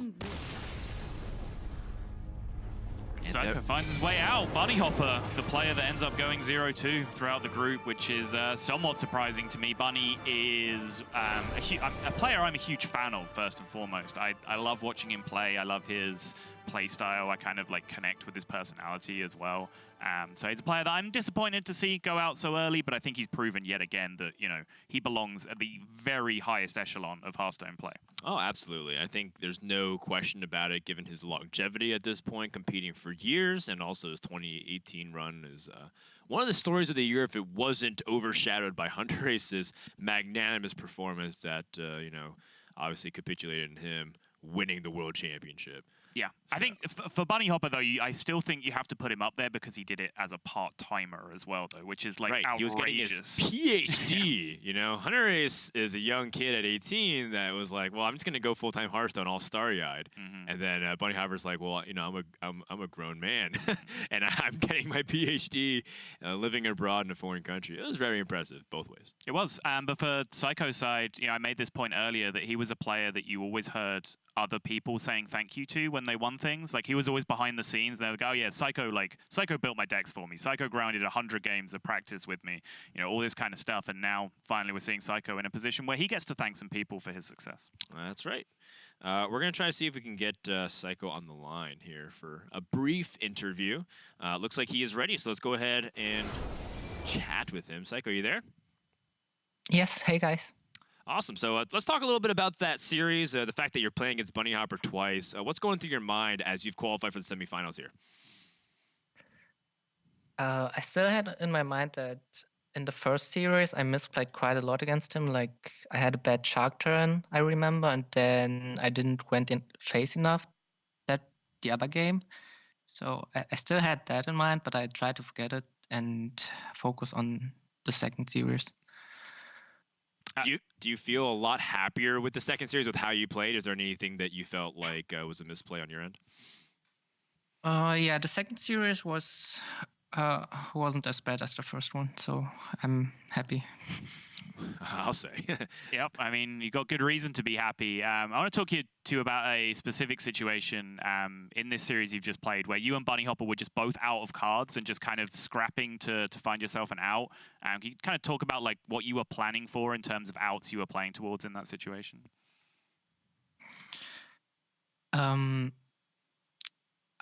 don't know. I thought I was dead the whole time because he kept some cards so long, and then I thought one of the random cards was a Pyroblast as well, so I didn't expect to win that one. But it was double evocation he had in his hand the whole time, so he just had a handful of total air at the time. Yeah, I was wondering because he didn't play it, and maybe it was Pyroblast because he was on 9 mana when I tried to read his hand. So I was happy that it was Invocation. Yeah, I think a lot of your fans are happy as well. Let's talk a little bit about the previous series too against Fino. Is there anything that you felt like you could have done better there? Because I know you seem to be very critical of your own play, which is really important for improving. But I think a lot of people want to maybe hear some insight on how that series went for you. I think there was something where I messed up, but I can't remember anymore. So that's fair. Need to rewatch it. I don't think it really nearly matters as much now you're going to the semifinals here. So now that you're going into the top 4, is there a specific player now that deck lists are out that you're kind of like hoping to match up against, whether for personal reasons or just for the advantage? I think I'm slightly favored against Mage, so I want to keep playing against Mages. Orange has Rogue, so I try to dodge him because I don't really want to play the Rogue Mirror. Not many people That's do. all. It can be really volatile on both sides, but it's still a fun matchup. Why are we bullying Rogue? You say actually you're a little bit favored against Mage. It's something that I noticed you're doing a little bit differently, bringing in a copy of Eviscerate into your secondary deck, specifically against Mage. Can you talk to us a bit about that? Yeah, so I had to read that more people would go Rogue, so I like to have Sea Giant instead of Abyss in my primary deck. But if I knew that there were so many mages, I would have played Eviscerate over Sea Giant and would have had one more plank in my anti-mage deck. Right. But I got to read a little bit wrong, so I have the Sea Giant now. Oh, makes sense to me. Well, the result is everything when it comes down to best of 3s and a bracket elimination. But congratulations, Psycho. We'll see you on Sunday in the semifinals. Good luck then. Yeah, thanks. All right, so a little nerve-wracking. I think he's coming down a little bit from the rush because it felt like a really scary moment. He played in all 3 series today. And so, obviously, when you play continuously, the chances are you play worse over time because of fatigue. But it seemed like he was tightening up his play as the series were going on. Yeah, I think there is a curve, like in most activities, right, where you sharpen up at the start and then you'll drop off as you fatigue afterwards. But when all 3 games are so high pressure and they're so mentally draining, and when you clearly have as higher standards as Psycho does, where he's still telling you, this misplay I made in Series 1, like, forget about it. You're fine. You're in the semifinals. You're great at the game. Big yourself up every now and again. Come on. Right. I mean, but that's also the reason why he's able to gain those edges, right? And even saying like, I made a mistake here, or I built the deck wrong for this, or make the wrong read. But that happens, and in the end, like we said, the result is everything, and now he is in through the semifinals along with Fino here for Group A of our playoffs for Europe. And that's going to do it for Europe for today. Let's take a look at the bracket to see how everything has transpired. We're also going to be doing America shortly afterwards. We want to recap this first. Yeah, and you can see Fino nice and clean through. He started off with that winner's advantage where he waited for the winner of Psycho and Bunny Hopper. He was secure. He was always going to have 2 bites of the cherry, but he only needed 1. He made it out there on the winner's side. And then in the decider match, it was Psycho who did make full use of those 2 bites of the cherry, going over Bunny Hopper twice after being defeated by Fino in the initial winner's qualification match. That's right, and it's only fitting that 2 out of the top 3 point earners were in here, but of course we wanted every one of these guys to win, to be quite frank. I'm a big fan of Bunny Hopper, and I think he's criminally underrated even still right now, despite the amount of fanfare he's gotten in the past year. Coming up next, we're going to have America's Group A. We're going to start things off with Monsanto versus PNC, a Team Genji showdown. We'll tell you all about it.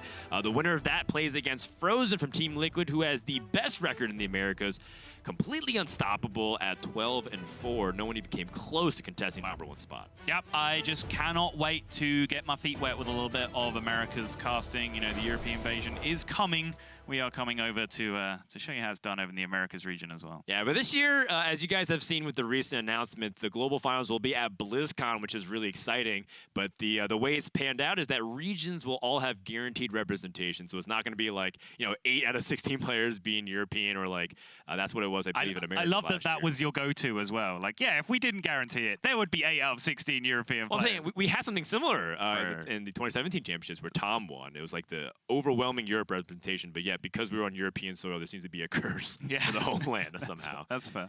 Not sure why that was actually the case. But that's it. So we're going to take a break, and when we come back, we're going to begin the America segment for the playoffs. So don't go anywhere. HSGN playoffs will continue when we return.